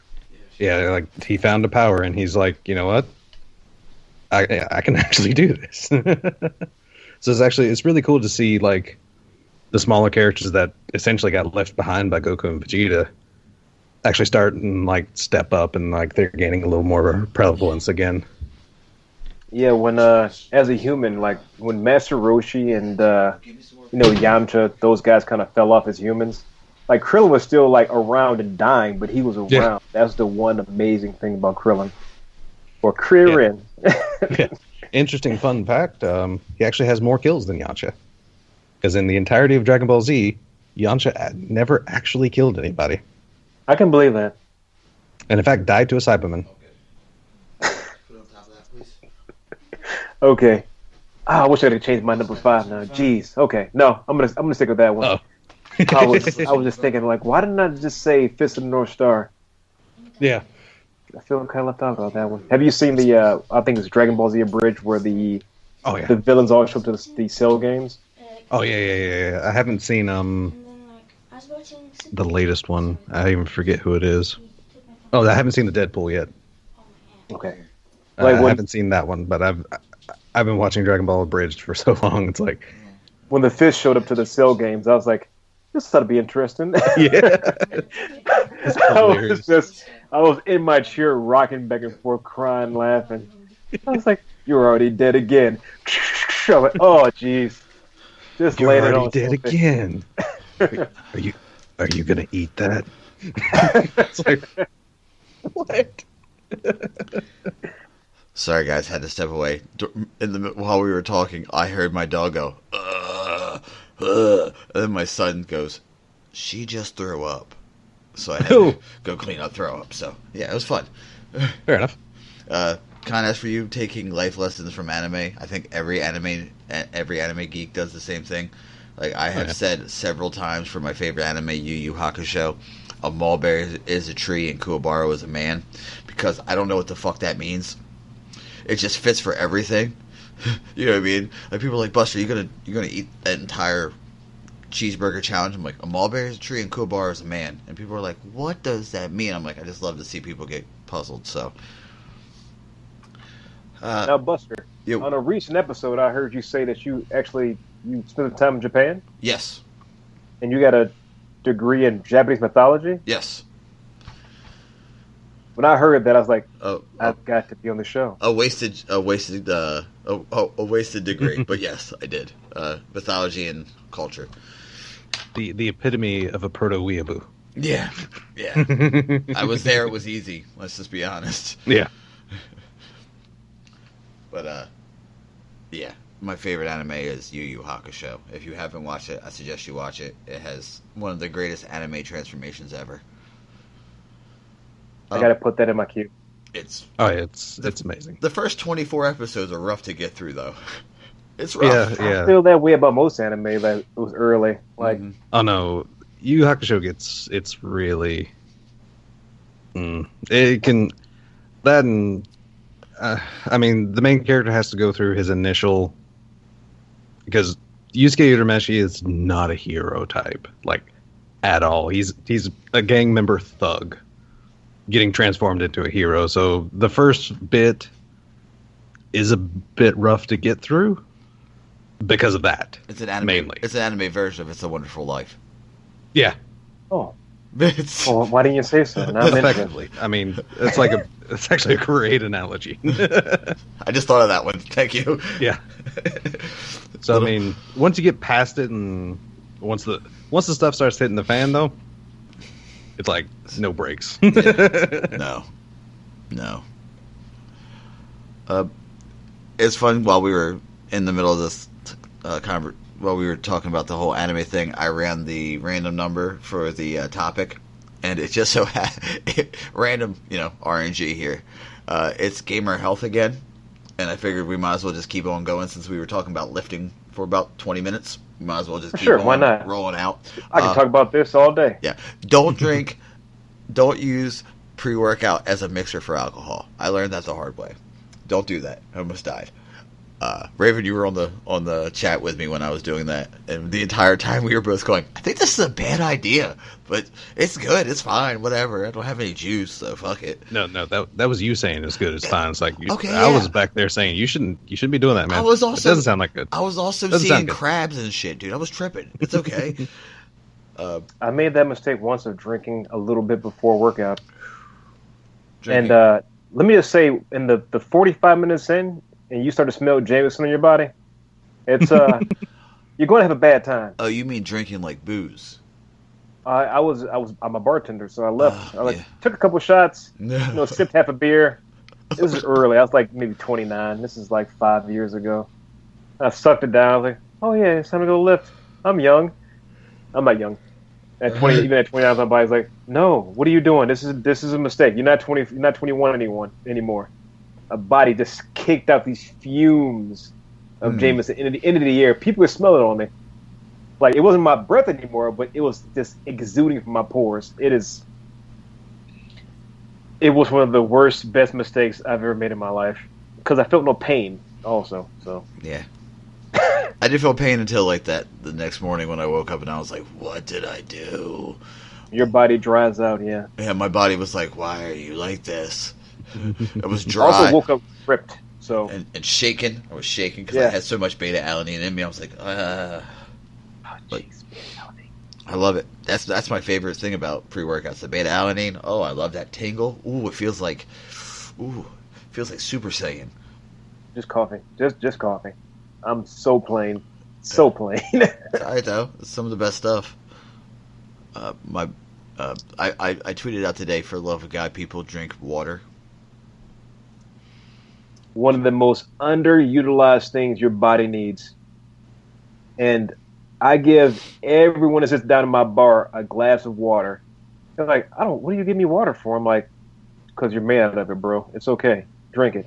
It won't kill your buzz. It's a scientific fact that water will not kill your buzz. It's impossible. It'll help you feel better tomorrow. Exactly.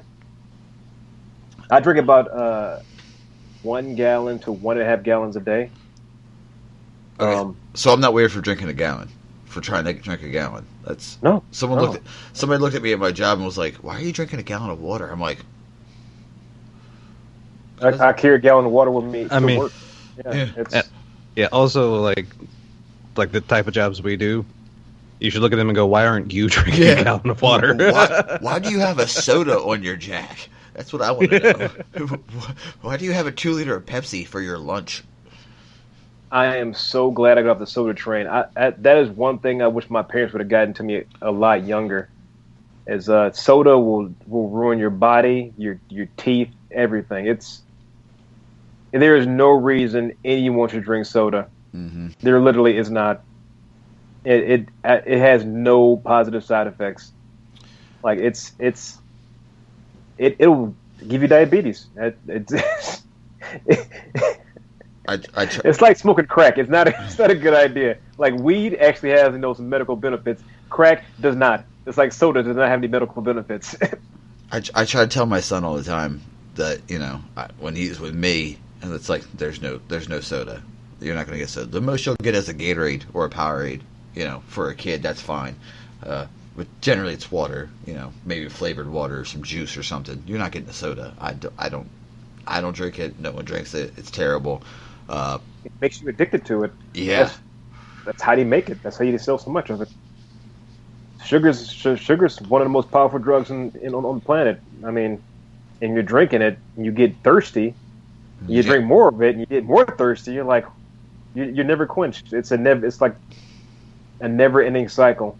So if you're out there and you're drinking soda, don't cut it out cold turkey because you're going to have a bad time also. Mm-hmm. But just portion it out. Instead of drinking 2 liters in 2 or 3 days, get it down to 1 liter. Then cut it down to like half a cup a day. Just once you get out of your system, you're going to feel so much better and stronger. Water is the most basic. You can go a couple of days. You can go a week or 2 without food. Not a week or 2, but I think it's like 7 to 8 days without food. You go 21 days without food. 21 days without food. Water 2 or 3 weeks. Will die. All right, water is what you are made out of. It's what the rule of 5s. I think I heard at one point in time. It's like 5 minutes without oxygen, 5 days without water, and 5 weeks without food. Okay. And you're pretty much dying. Yeah. Or starting to, at least. And if you're working out, you definitely need water. If your muscles cannot grow, you'll just rip things. I've seen it all. I've seen people bring in like this iced tea, like to their workouts. I'm like, bro, that's not water. Yeah, it's not right. It might be water in it. It's not the same thing. I can understand bringing like a jug of water and putting some like amino acids in them or something like that. That's whatever. I don't know if you abide by that rule. I'm a fan of 2 BCAAs before in capsule, and 2 BCAAs and 2. What's my other supplement? Sorry, it's early. Brain damage. Glutamine? That's in my shake. I got a masculine shake. I like that. Yeah. I take a little creatine with my shake too. I can't think of the name of this. Oh, jeez. It's going to kill me. I can't remember. But vitamins.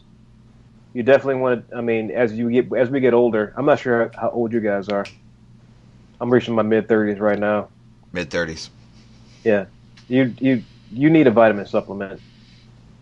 And even if you're not working out, you need a vitamin supplement. Like vitamin D, calcium, the basics. You in vitamin C in the months to keep your immune system up.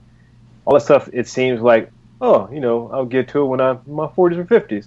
You need it now. Believe me, you need it now. You'll feel a lot better. Like vitamin D, especially not getting a lot of sun. If you're a night owl like me, if I don't have my vitamin D, I'm crashing immediately.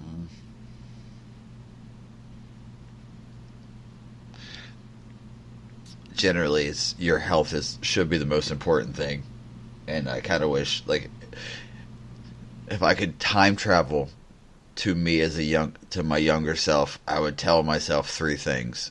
1, don't put Blister Lister 113 as your PSN. 2, start lifting now. 3, 3, think about things before you do them, and you'll be a lot better in life. Because for the longest time in my younger years, I just did things with the Billy Zane from Demon Knight. If it feels good, do it. That was my, hey Buster, you want to go drink this waterfall shot that you invented using the 4 most potent liquors in the planet? Yeah, if it feels good, do it. I kind of wish I didn't have that, but it makes you who you are. But think about it and then do it. Take a second. You can think for a second, and just a second. That was one of your things that you've told me a couple times. Buster, think about it. Calm down. Woosah, woosah. Think about it. Okay. Just take a breath. Take a breath. Think. Be zen. Yeah. When you mentioned that you wish you could tell your younger self that, never forget that it's never too late to make a change. No, that too. It's never too late to change. As you see, I've got an eye patch on today because I got a very rare autoimmune disease, muscle disease.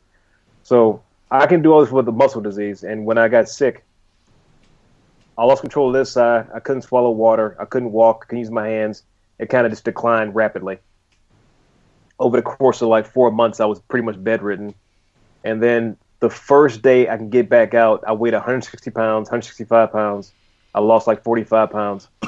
I got to the gym and did my first push-up, and that was in February of last year.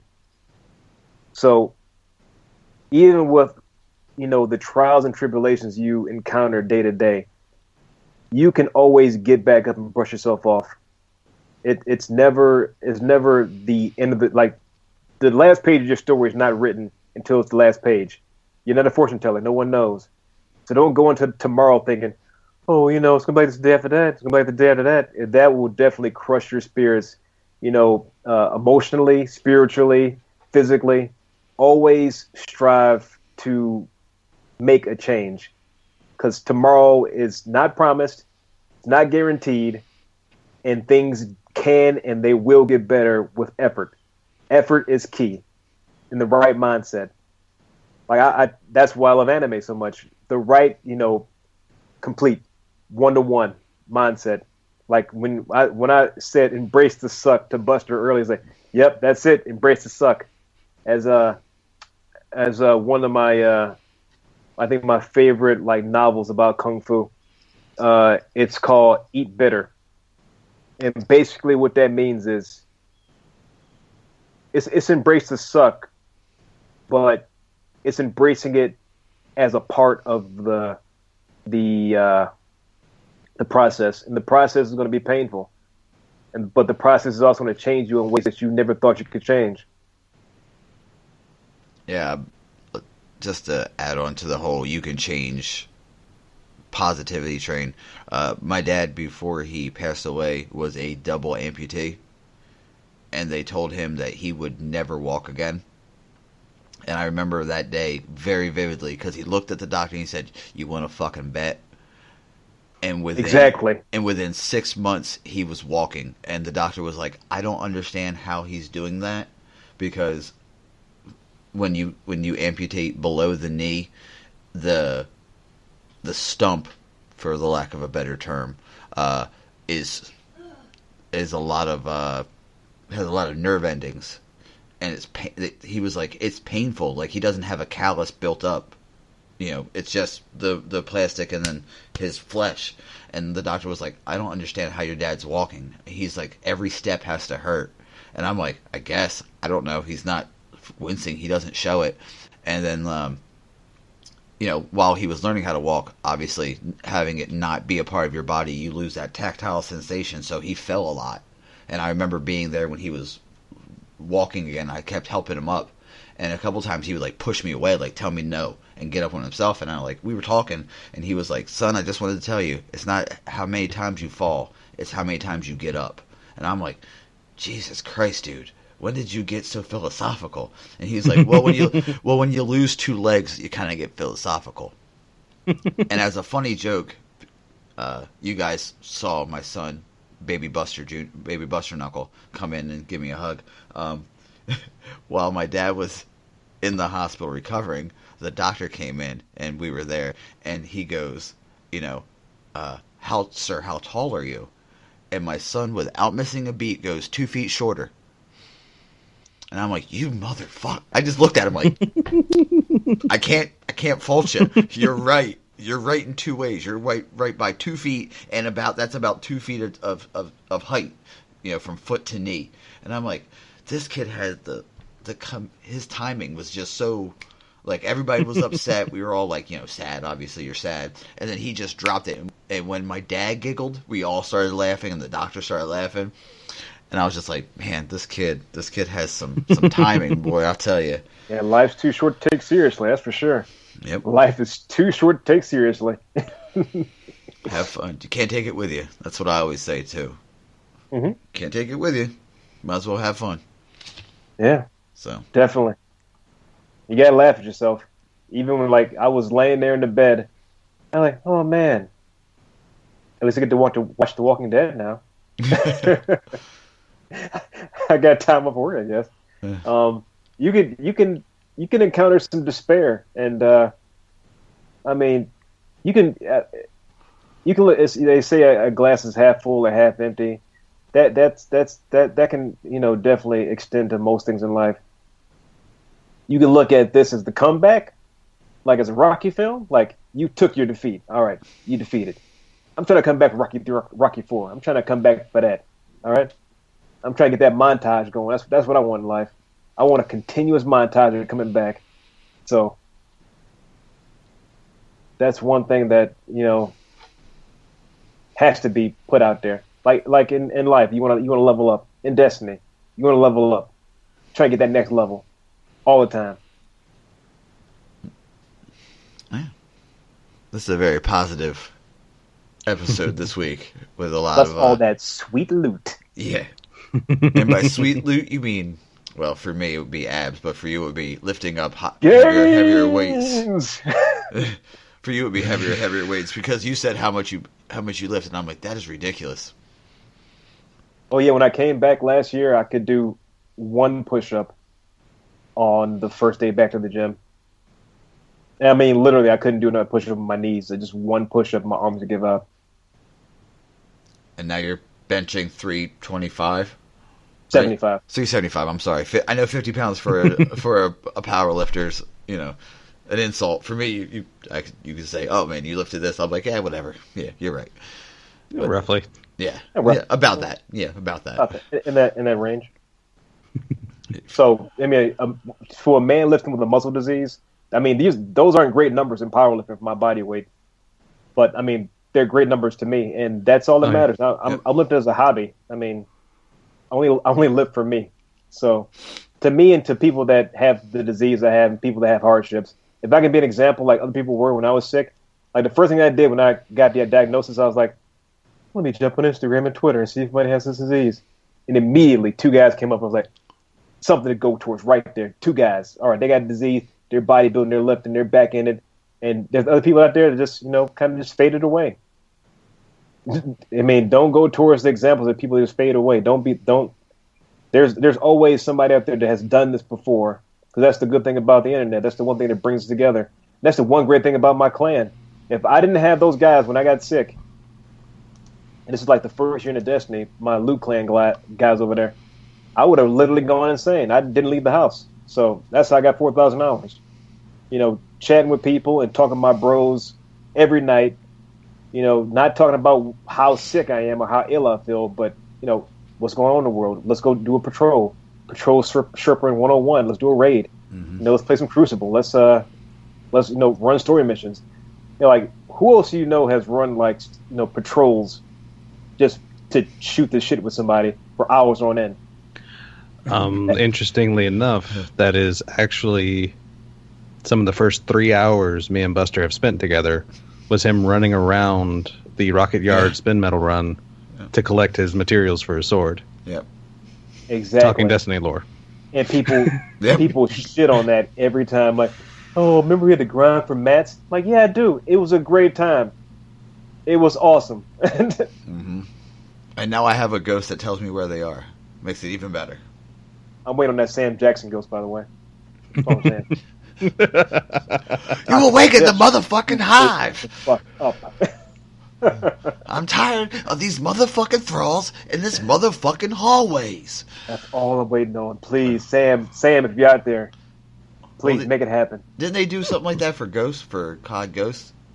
Didn't they have like a voice pack? I think they did. Yeah, I think Snoop Dogg was on there and something else. Snoop Dogg was on there. Yeah. I want a Christopher Walken ghost and a Sam Jackson ghost. That's all I want. Walken ghost. I mean, for some reason, Snoop Dogg was everywhere in video games. For a while. He had him in COD. He was had his own special stage in Tekken Tag 2. Remember, what's the there was like 2 big games that came on PlayStation. It was like Def Jam Rumble or Def Jam Rumble, I think is what it was. Yeah. It was Def Jam. You get to play as like rappers and stuff. Yeah, that and Wu-Tang versus the Shaolin. Yeah. On PlayStation, I love those games. Those are so much fun and so corny, but so much fun. Shaq Fu. Oh my god. Take me back. It was just Mortal Kombat with shittier characters. Got it controlled so bad. I think it was legitimately so did the first Mortal Kombat. Genesis. Oh, yeah, it was electronic. Yeah, it was weird. Mm-hmm. Like they put some weird games out back then. Good God, But they man. were. I mean, that's when games could be weird. You mean every game doesn't have to be AAA. I like a little weirdness in my games. I like Toe Jam and Earl. Parappa the Rapper. I like strange stuff. Earthworm Jim. Earthworm Jim. Yeah, but What who was it? remembers Booger Man? I do. Exactly. That. Decap Attack. Remember Decap Attack? Oh God. Exactly. I like corny stuff. That's my alley. I like to get strange. I used to play Echo the Dolphin. You're just a dolphin. The dolphin. You're just With a sonar. dolphin running around killing things, like jumping through rings in space by hyperdimensional beings. I guess. I rented that game maybe 4 or 5 times. What? When you can rent games, No, there's no Pokemon there. That's actually how I played Dreamcast. I rented the that's fine. system. Watch whatever you want, buddy. We're almost done. That system's probably astronomical right now on eBay. Okay. Such good times.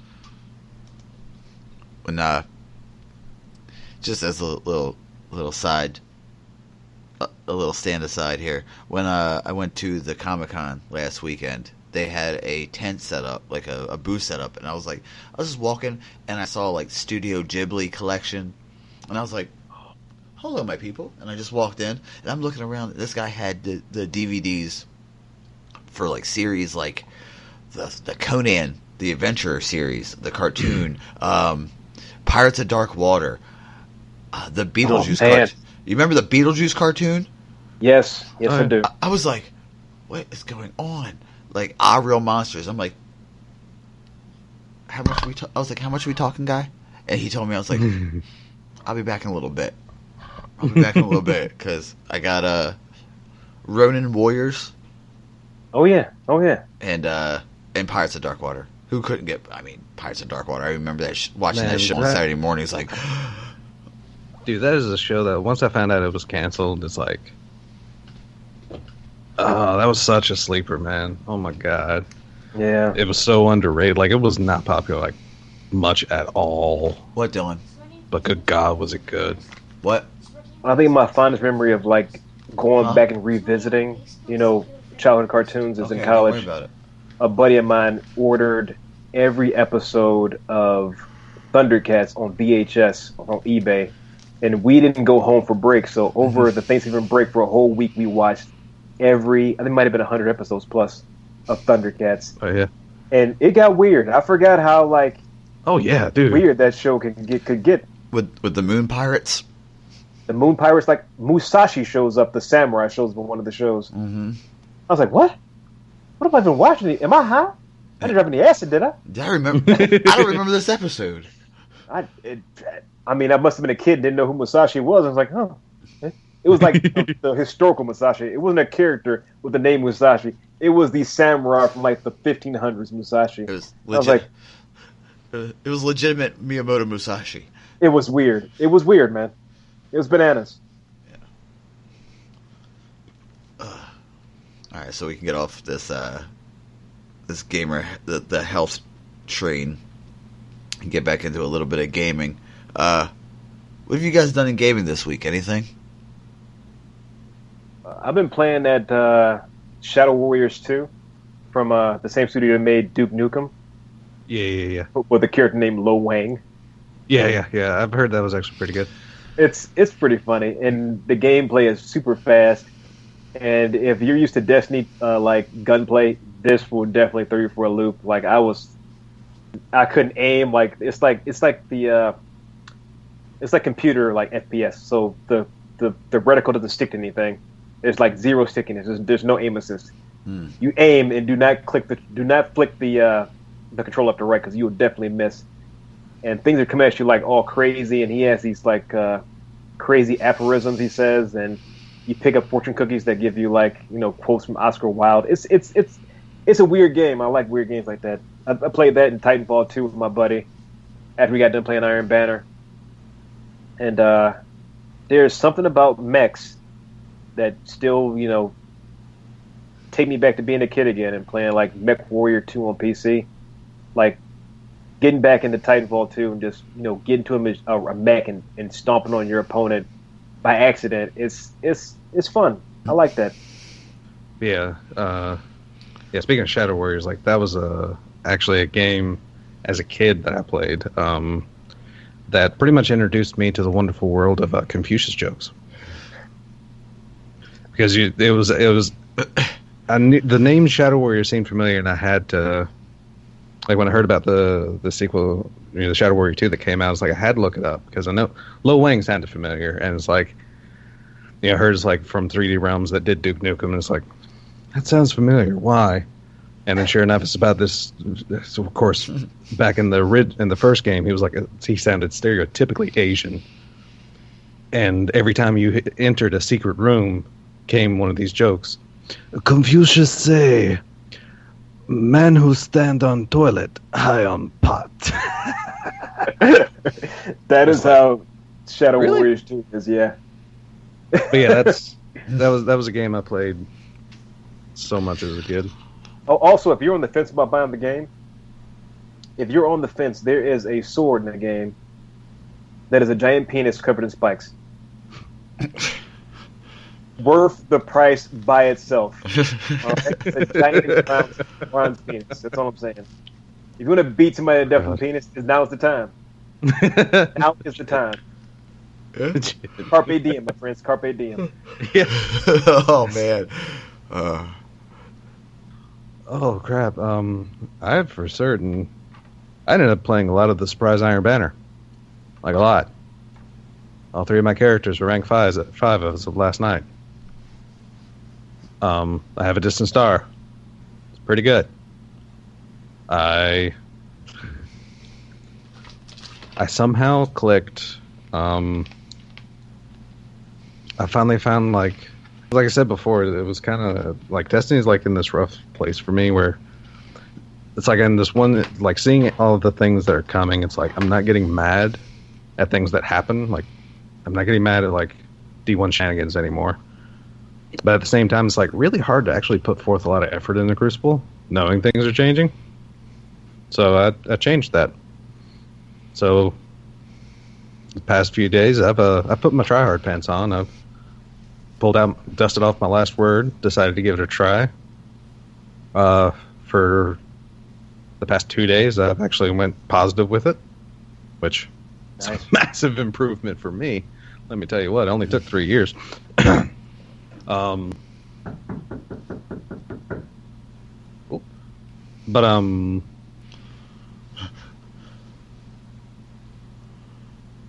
Yeah, I've been having I jumped back in Iron Banner a little bit, and I played with the other host on Destiny Content Creators podcast, and just grinding up and not even paying attention to what I'm doing anymore. It's Iron Banner. I mean, it's fun as long as you're having fun. If you're getting into it to try to grind up to rank 5 to get the weapon, that should be tertiary to the involvement in the game. Like the drops are, I hate to say to use the word, but they're irrelevant at this point. Mm-hmm. No more balance patches are coming, so you can get any gun you want and play with it, and just realize the state of the game is the state of the game, and let that be your guiding factor while you're playing. So, Iron Banner was fun. It's only fun because you're playing with people. I jumped in solo a few times and just I ran a few bounties. Like I'm a big bounty guy. Like I'll run every weapon bounty to see if I can get it done, and I'll pick whatever weapon I want. Like that's the fun part about bounties, is I'll run every what's the guy's name? The bounty robot, Arcite 99. Yeah, Arcite. Or CT or Arcite or whatever his name is. I say Arcite. I get his bounties. Yeah, Arcite, and I run his bounties every weekend. That's my fun. Like I'll get. Whatever sidearm, whatever auto rifle, whatever hand cannon, and fusion rifle. That's my idea. Like pulling out Pocket Infinity and salvage is my idea at a good time. Pocket Infinity is always fun. But yeah, actually last night was an incredible time for me. I ended up grouping up. We called it like the podcast group because it was me. It was JC Jesse from Dad's Tales, and it was Dick from which most everyone might know, Ben Malone from the Barely a Destiny show, which I've started calling him Dick because after finding out Dead is for detective. Mm-hmm. Love you, buddy. And we just had a blast talking about Destiny, talking about the shows. Interestingly enough, had an individual by the name of Shenanigans that was a recent listener. So shout out to you, sir. Do you say Shenanigans? Your screen name Yes, his yes. screen name was His Shenanigans? PSN is Shenanigans, yes. How did you get The that? next guy who says Shenanigans, I'm going to... yes. Trust me. That was running through my... I was... Oh, God. Do it, Rook. Do it, Rook. Fuck with him, Rook. Do it. Exactly. Dude, I wanted to pull that so hard because... But, I mean, the conversation was just too good, like, to have. And I ended up getting, actually switching over into...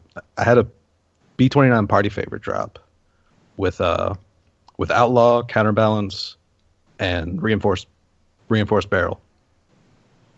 And I started going off on tears with that thing in Supremacy, like nobody's freaking business, like freaking 2 point plus KDs, and it's just like, wow. All right, I mean, it was like a whole different me. I was talking trash. I was killing people. Oh, quick question: you on PS4 or Xbox? PS4. We had some games in. Definitely, I gotta get you guys. Oh, I'm yeah. gonna send you my information in the inbox. Cool. What time you guys on? Usually Late night. good. Always late night for me. Perfect. Yeah. if not, usually late nights and Saturday. Saturday's my game day because it's one of my only days off. Okay. So yeah, totally. We'll definitely do that. I haven't played Destiny at all this week. The entire world will gasp that the Destiny mark that is Buster Knuckle hasn't played Destiny. Like I said to the guys earlier in the pre-show, my work has been ramping up because it's summertime, and the Jersey Shores are open, and that's a large portion of our work in the summertime. But I have played a few games. I took Raven's recommendation and downloaded Paladins, which was really fun. I did play Overwatch, and I don't know why I didn't like Overwatch as much as I like Paladins. Probably because it's called Paladins, and I like it. Strangely, I'm actually in the same boat. Like, I downloaded Overwatch for the free weekend, and it's like... I didn't like it. I'm actually not connecting with these people as much as I am with Paladins. And I don't know why. Because I actually like the Overwatch characters. I just couldn't get behind them. I played the demo when it first came out. I wasn't really into it. Yeah. And with Paladins, I was just, when you first get the unlock, because I didn't buy the Champions Pack, like Converse mentioned, why don't you just buy the pack? And I'm like, I'm not going to spend money on a game I don't know if I like or not. I was just scrolling through the couple characters, and I know damage, frontline, flanker, support. I know what that means. And I'm just going through, and all I heard was Fernando, and I'm like, and I heard like a little flamenco guitar, and I'm like, "Hello, sir." And so if you ask, I play with Fernando and Kip because I do like the healing bomb. That's pretty cool. My God, I've also been playing Fallout 4 again. I've restarted that game like 4 times. Oh my God. And to answer your questions, yes, I'm modding the shit out of it because I don't care about trophies. Oh yeah, dude. I don't give a fucking bag of dicks about trophies. I'll be honest with you. People are like, dude, you've only platinum one game. I'm like, I know.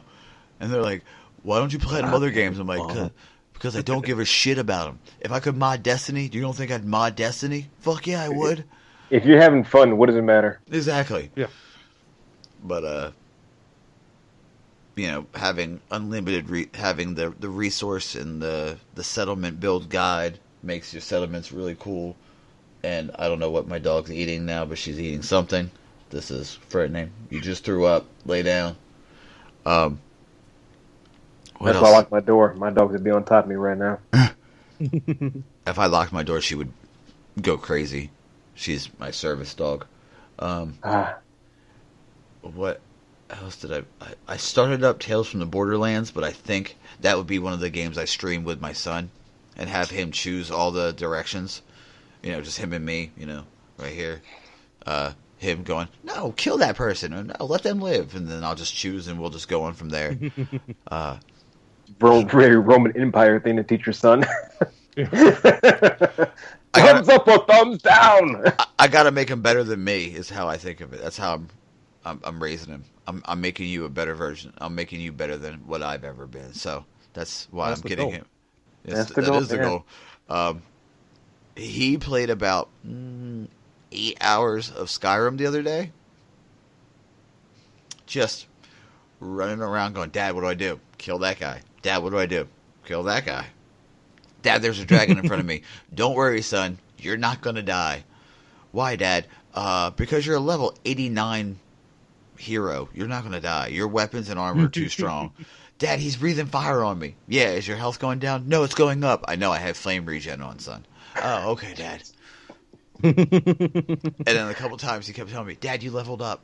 Dad, your light armor went up. Okay, cool. Roll it back. How do you roll it back? Click on it, and then, showing him how to do it. And I posted a picture of him playing, actually right where I'm sitting in my little game area on our Discord. And I was like, I'm one proud RNG dad right now, because he's sitting here, and you can see he's like one leg up on the chair, and he's like leaning heavy, like he's shooting. And I'm like, I'm so proud. So that was my weekend in gaming. That's all I've been doing. Yeah, I'm definitely behind on the Skyrim train. I downloaded it for free on 360, so I got it available in my library. I'm almost done. The backlog is real. That's what I got to say about that. Like, I just finished Dragon Age a couple months ago. Yeah, I'm not opposed to Elder Scrolls games, except for the fact that I tend to get a little too lost. I played Morrowind back in the day. Mm-hmm. I played it for a week solid, and I realized I was doing side quests the entire time, and I hadn't even touched the main quest, and it's like, oh. And then you run through the main quest, and you're just one-shotting everything. You're like, I am too overpowered for this mission. The first time I played that, I just walked at the beginning of the game. Yeah. Just kept walking. Yeah. Like, where's the end of this map at? Just kept walking and walking. And I found a dead, monk on the ground. He had, a pouch. Oh, you take this, you can jump really high. And I jumped to the sky and landed and died. I was like, gotcha. What is going on? And I just kept walking back to a city, and I attacked a guard, and the guard killed me immediately. I was like, I should have get back to where I was at. I don't know where I'm at anymore. Mm-hmm. I'm lost, completely lost. I had to restart the game. Yeah, that was about my position. Games I was doing side quests, going around the island, realizing I needed to be all the way back over here, and it's like,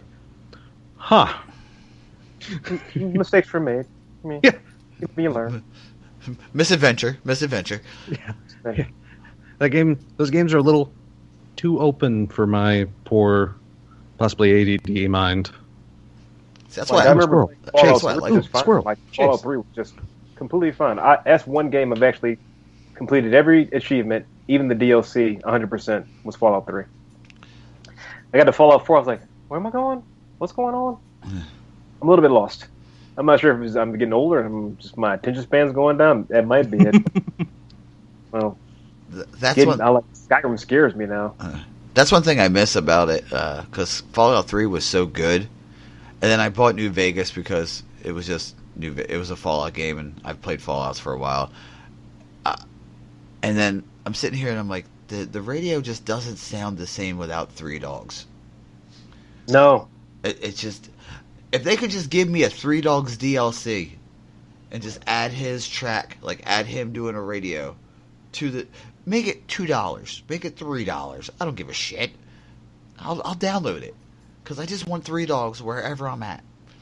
It's like GTA 3 and Laszlo. After Laszlo, I was like, well, why haven't I playing this anymore? I want to hear Laszlo. Mm-hmm. Yeah, that's probably my difference in Fallout 3. Is that I had been a fan of 1 and 2, and watching those stories unfold. So for 3 to take you to the other side of the nation and with no word of what's going on, it's like these Brotherhood of Steels actually aren't xenophobic douchebags. It's like, this is very different for me. I think that's why I preferred New Vegas more, because the original developers got in. You go back to California, you get back with the NCR and see what they've become. Mm-hmm. Militaristic douchebags. That's how they earned 4. Yeah, A bit pushy. Yeah, I mean 4. 4's 4. With 4 is 4. It was a I'm good not done with it. foundation. Yeah. And I like 3 times. I don't know anything past the 5th hour. So. I mean, I've played through, but it's like I said, it's a good foundation. I understand what they were trying for, but I don't think they did like the end game well at all. Like it's because it's a great Fallout up until you hit the end, and it's like, meh. People say the same thing about 3, though. I like the ending of 3. All the endings, actually. Well, I mean, 3 ended. Well, 4 kind of ends. 3 ended, and then it started back up with the DLC. Yeah. So, unless you're an asshole and you're like, you go in. Yeah, No. but it had like that, RPG, point of no return. It's like, save here, or else you're not getting back. Yeah. Oh, yeah, it did tell Yeah. you. This is your last Yeah. point to save before the game ends, and you can't start from the ending. And they're like, wait a second. Yeah. No. Yeah, because it's the exact same thing in New Vegas. It's like, if you go any further from here, you can't continue. Mm-hmm. So save New here. Vegas wasn't a bad game. I like that one. It was fun. It was I fun. finished that one. New Vegas had the greatest start, though. Getting buried alive. Oh, yeah. Spoiler You got warning. shot in the face. And then the mission. The first 5 minutes of the game is a dude holding a gun and actually shooting you in the head, and it's like, Bury him, baby. wait, what? Bury wait, him, what? baby. That's like that's a great start to a TV show. I mean, was just it was great writing. Mm-hmm. I mean, to start out like that is, I mean, like I said, being a fan of, Fallout, it's like they have like the Star Wars opening, which every like start of a Star Wars trilogy is always an orphan on a desert planet. Yeah. Mm-hmm. Fallout had its start. You started as some kind of vault dweller. In 1, you were a vault dweller. In 2, you were descended from vault dwellers. In 3, you're a vault dweller. In 4, you get shot in the head. Wait, what? New Vegas was 4, I guess you could consider. Well, it. I mean, yeah. I know what you New mean. Vegas. Yeah. And now in It's just like, now in Fallout 4, you can get an alternate start mod that you can start as like one of 100 different things. You can start as a raider in one random raider camp. You can start as a railroad member at the railroad camp. You can start as a vault dweller, obviously, as a caravan guard. There's like a bunch of them. There's one for Skyrim too that you can start off instead of being in Helgen. You can actually be a vampire or a Daedric worshiper or some. It's just a different way to start the game. Those guys were hilarious. I think it's New Vegas. They were in the vampire cult. oh yeah. Oh, the It's guys where were you so get funny. it's where you get the shish kebab in New Vegas. Oh, the guys with the masks. Did they wear masks? I can't remember. No. I don't know. There was a vampire cult. You're right. There was a Yeah. vampire cult. Yeah, And then they lived underground. Yeah. Yeah. Yeah. I mean, they were glorified cannibals, but it was just hilarious that they went that far into it. It's like, this is cool. I did that quest, and it's like, shish kebab? It's a sword? It's a technological flaming sword. Mm-hmm. Yes. And that's why I played Dead Rising. I do love watching those games. Like just seeing the crazy crap. But it's just like, if you're out there, do not buy the last one. It is really glitchy. Super glitchy. That's sad. Who was? one of my favorite things about Fallout is that, well, one, you can't play your own music. You can't go on like the system and play Spotify and listen to your music. You have to listen to their music or nothing. And after a while, you're like, it's so quiet. You're like, I have to hear something other than just the ambient noise. And you put on the music, and midway through, you're like, tweedly deedle and tweedly doo. I like, and you're just singing the songs, and then like, for Fallout 3, nothing was better than when you're running through like a raider camp, and all of a sudden Butcher Pete comes on. You're like, hey everybody, there's a dude gather around. There's a guy named Butcher Pete. You're like, fuck yeah, I'm Butcher Pete. He's happing and slapping and chapping. Yeah. I don't even know what the words are either. Chopping that meat. Yeah, it's stuck in my head. Yeah. That don't set the world on fire. Oh yes. Shooting the fat man, the little mini nuke to that song just makes you feel good. Like, I think the All right, soundtracks to that BioShock are like two of the most Oh, yeah. iconic soundtracks. So the question is, who in here didn't kill themselves with the Fat Man the first time he fired it? I didn't. Because I did. you're talking to the guy who suppresses himself on the regular. So what do you like- think? It's like, it's a Fat Man. A mini nuke launcher? I mean, is this like a legitimate... I'm an okay distance away. I'm going to be... Holy balls, I killed myself. Buster, you got a dart in your neck. You got a dart in your neck. That's one of my favorite weapons too. That's awesome. The syringer, the dart gun that's like Yeah. the ultimate stealth assassin for Fallout 4. I think it's called the syringer, and you get to make your own. You get to make your own ammunition. I just think of how fun. Like, there's actually, I think there's one that makes people just stand still and talk to themselves. I think there's like a hallucinogen dart, and I'm just shooting. I'm shooting super mutants with it, and they're like, "Well, everything's blue." I'm like, so. Actually had a lot of fun with the... I finally did some of the last DLC, the Nuka World DLC. Oh, I want to play that so bad. Is it worth it? Is it good? It's worth it. You actually basically... The overall premise is you become a raider. And you can actually take your own settlements over for these raiders. I mean, you can actually attack and kill your own settlements to have them become raider camps. Nice. Well, It's like- wait a minute. Can you become the cons? Because I would definitely get back into it if I could. It's That's quite that deep, but that's It's so an opportunity. that's so meta. That's so meta on top of meta. but no, it's like Nuka World is a blast. Like, because I had heard from one of the people I play with that Nuka World was a great like negative karma run. Basically, like there was no, which it was true in Fallout 4. There's not really like a lot of reason to go negative karma, except for like a few companions like gain some from your negative karma. But yeah, Nuka World is just like I said, you can become a bandit and just slowly take everything over. Now, speaking of negative choices and negative karma in the Fallout universe, have you guys crossed the? I think it's in New Vegas or 3, where you cross the city that worships the bomb. Oh, Megaton. Megaton? Megaton City. Yeah. No, worships bomb. Those are The Children of Adam. yeah, Children of Adam. Did you explode the bomb? No, it's in Megaton? Megaton. It's in Megaton. Oh yeah, that's Megaton. I've done it once. Oh yeah, Yeah. I did it once. I saved. I went to Tenpenny Tower, and that was one of the most beautiful explosions I've seen. You have to. If you're out there and you played the game, you just like, oh yeah, no, I'll let them be. No, save Luckily- the game and watch the Yeah. explosion. It is amazing. Luckily, I actually watched it at night. Mm-hmm. It was nightfall, and you just look over, and it's like, Okay, fair warning. A little part of yourself dies inside. But oh it's yeah. completely worth it. It is completely worth it. Especially when you go back. Yeah. Oh. There's a little surprise Like- there. Oh. There's also a surprise there. So when you- yeah, when it's you go like back. yeah. So yeah, Complete I Tyler definitely Perry did once. I did once just to see if like, and like I said, it's just one of the most spectacular explosions. I just want to destroy something beautiful. Bing. There's another Thank you one. very much.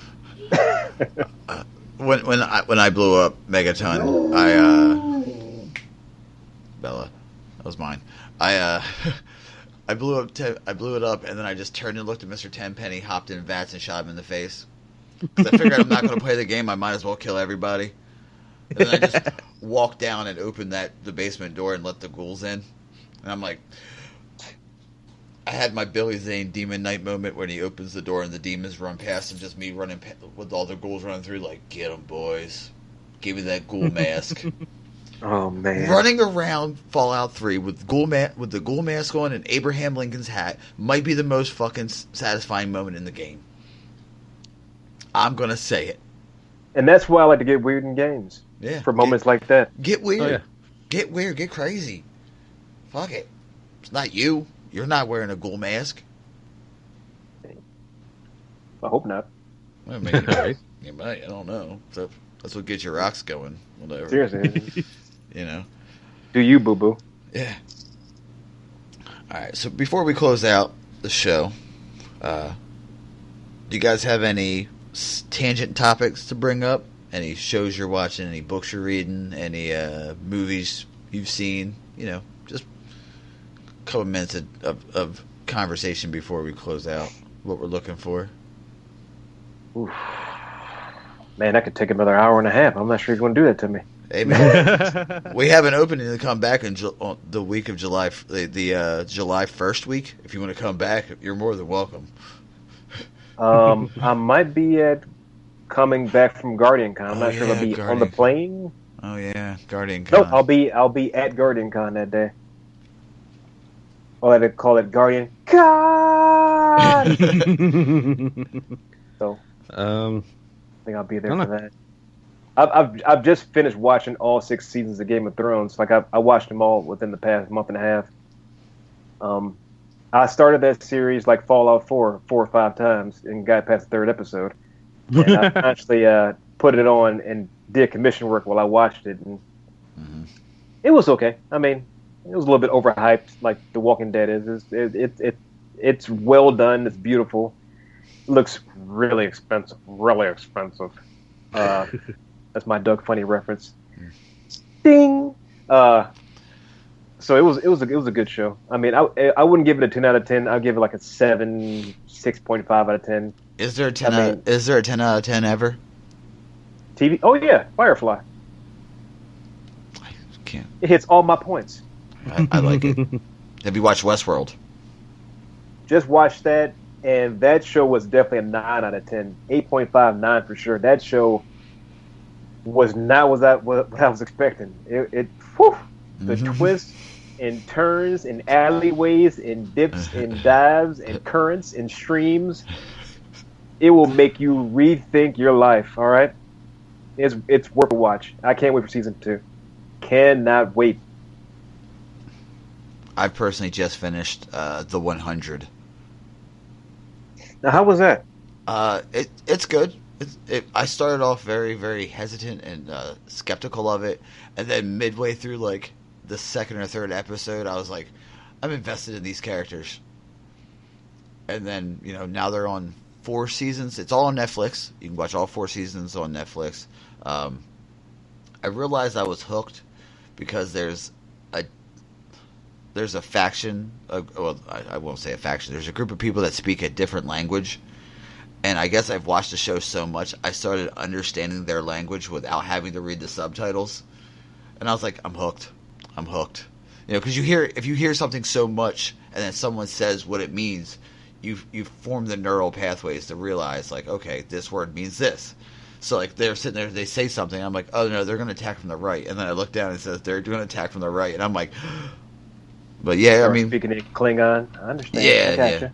Dothraki. I know what you're cooking. Speak Dothraki. Yeah, it's definitely worth a watch. What else have I been watching? The Ultimate Fighter on FX1 because I'm an MMA nerd. I love mixed martial arts. And it's fun. It's a good season because the coaches hate each other.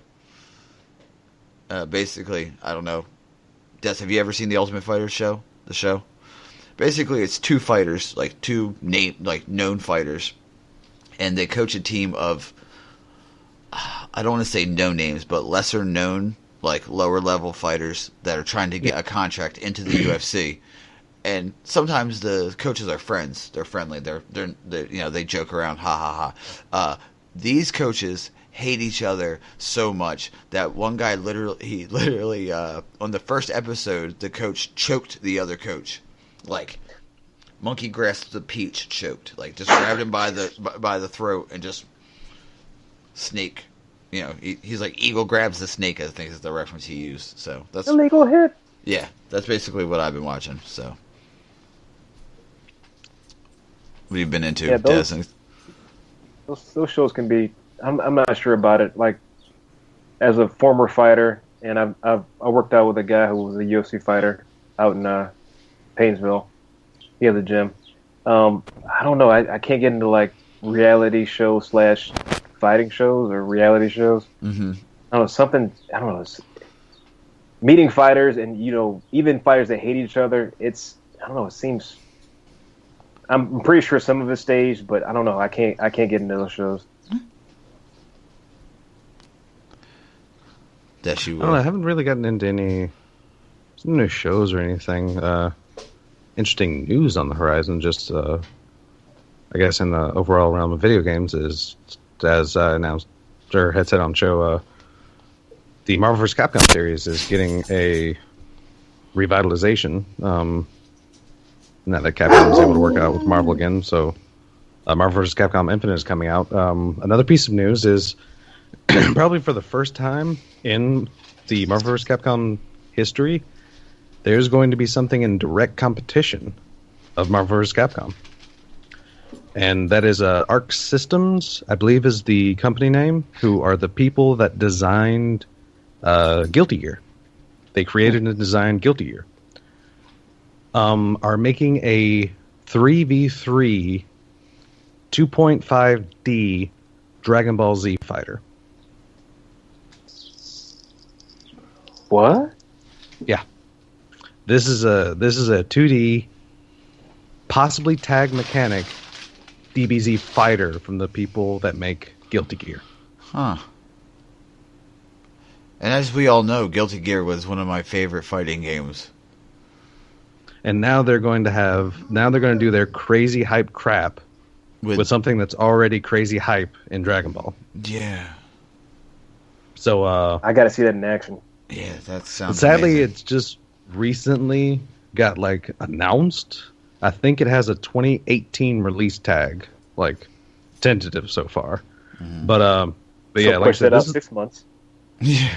But someone has but at the same time, do keep your eyes open for E3 news because it's from Bandai. It's a Bandai Namco,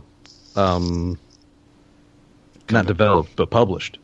So, but Bandai Namco has updated their E3 docket to include some Dragon Ball news.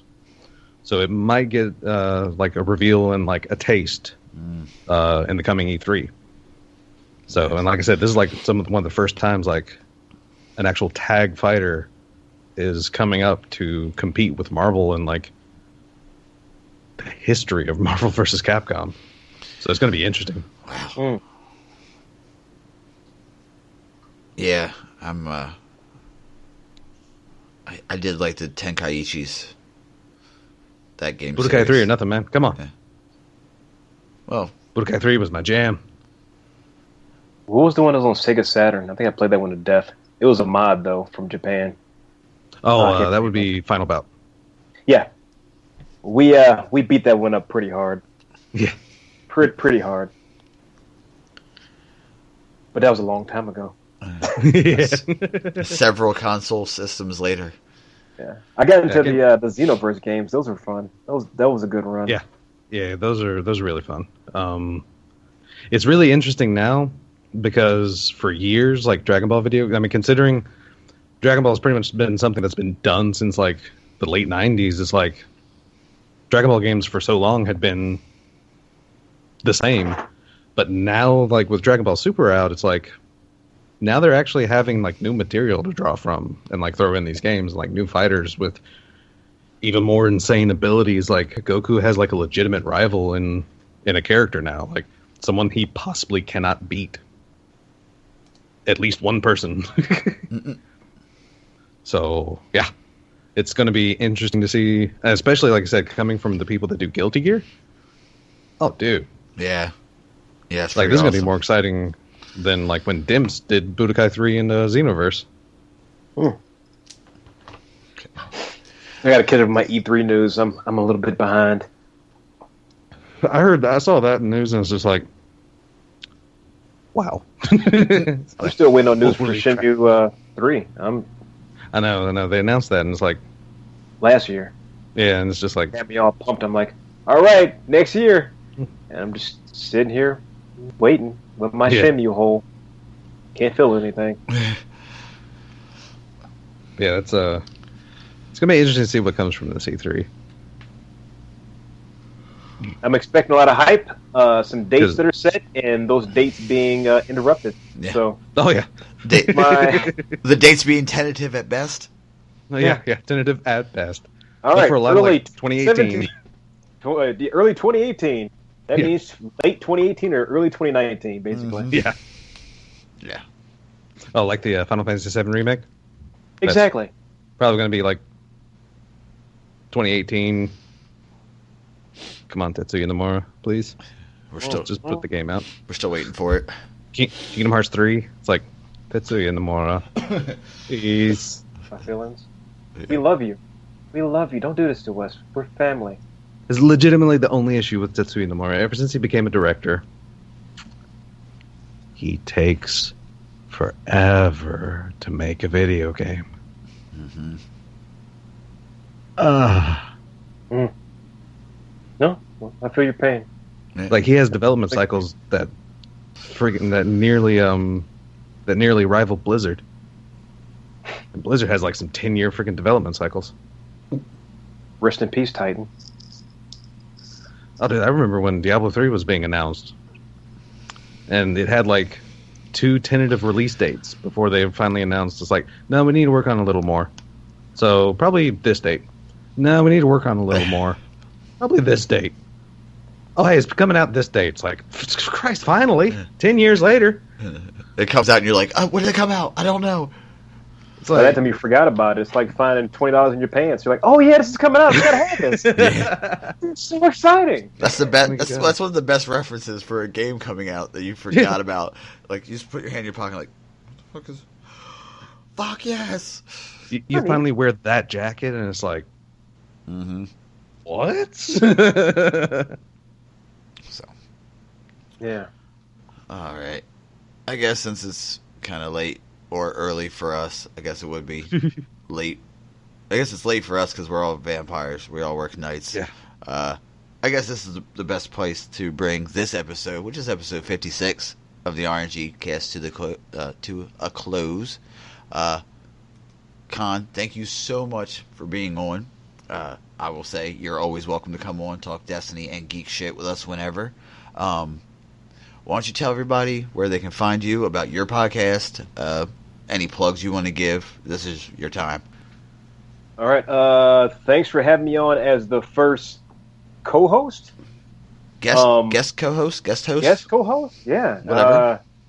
I'm not sure if I'm just filling Biz's shoes as a brown man or not, but sorry, Biz. That's just Taking your coincidence. spot, I swear to baby. God, that's just coincidence. I'm taking your spot, baby. I'm coming for you, big dog. No, you can find me at on Twitter at YUNG_KHAN_ young_con_. You can find me and the boys for our Destiny community. Destiny Content Creators podcast at DestinyContentCreators.com, or our Twitter account, which is Destiny CC Radio.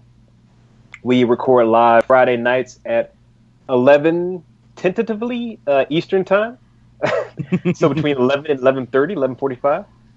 That's a good time. It's me, Too Loud, Null Zero, and Aztec Cross. We talk some Destiny stuff. We bring on some content creators throughout the community.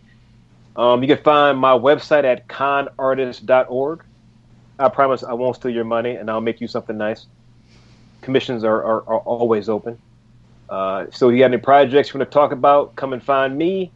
And you can find me on Grindr. No, you can't find me on Grindr. It's a joke. I think that's it. Thanks for having me on. It's been a pleasure. I'm glad I can get through my coffee and my water and not pass out here and keep my energy up. I'm glad I could turn this podcast into a complete positive outlook on life too. That was a good time. All right. Definitely springing the show. Yeah. That's where can they find you? After the last 2 weeks, yeah, we needed a little bit of positivity after the negative we got a little bit. You can find me on Twitter at DES_Raven. I swear to God, I'm going to eventually stream from twitch.tv/the Corvus Nest. It's going to happen. I promise it will happen eventually. It's coming. Like, I got Tales from the Borderlands. I'm going to play through that. Life is Strange is free this month. I'm going to see what all the fuss is about that because I haven't played it. I haven't really had an interest, but it's free, so why not? What's the name of the restaurant with all the crap on the walls? We have to go out to eat at? Shenanigans. This guy gets so many drops today. And you can search me on YouTube, Death Switch Raven. And I'm Buster Knuckle. You can find me on Twitter at BusterKnuckle13. That's BusterKnuckle13. On Twitch at twitch.tv/Buster_Knuckle. And I guess on YouTube at Buster Knuckle. I'll probably put my Twitch streams on there sooner or later after I stop being lazy. You can find this podcast that you're listening to right now, the Rngcast. If you don't follow us on Twitter, please do so at the Rngcast. On Instagram at the Rngcast. We have a Patreon, patreon.com/the Rngcast. If you want to be a patron and get early access to episodes and the behind the scenes stuff, feel free. If not, we're still here for you every week anyway. What am I missing? Am I missing anything, Des? No? Not as far as I know. Biz, we miss you. We will still have a couple weeks without Biz. He's handling business, but when he comes back, it will be a triumphant return. We'll have fanfare and cake, and he'll probably eat pineapple pizza. He won't eat pineapple pizza. I forgot what I had to do. This is the RNG cast. We're out. Later, man. Have a good one. Thanks for having me on.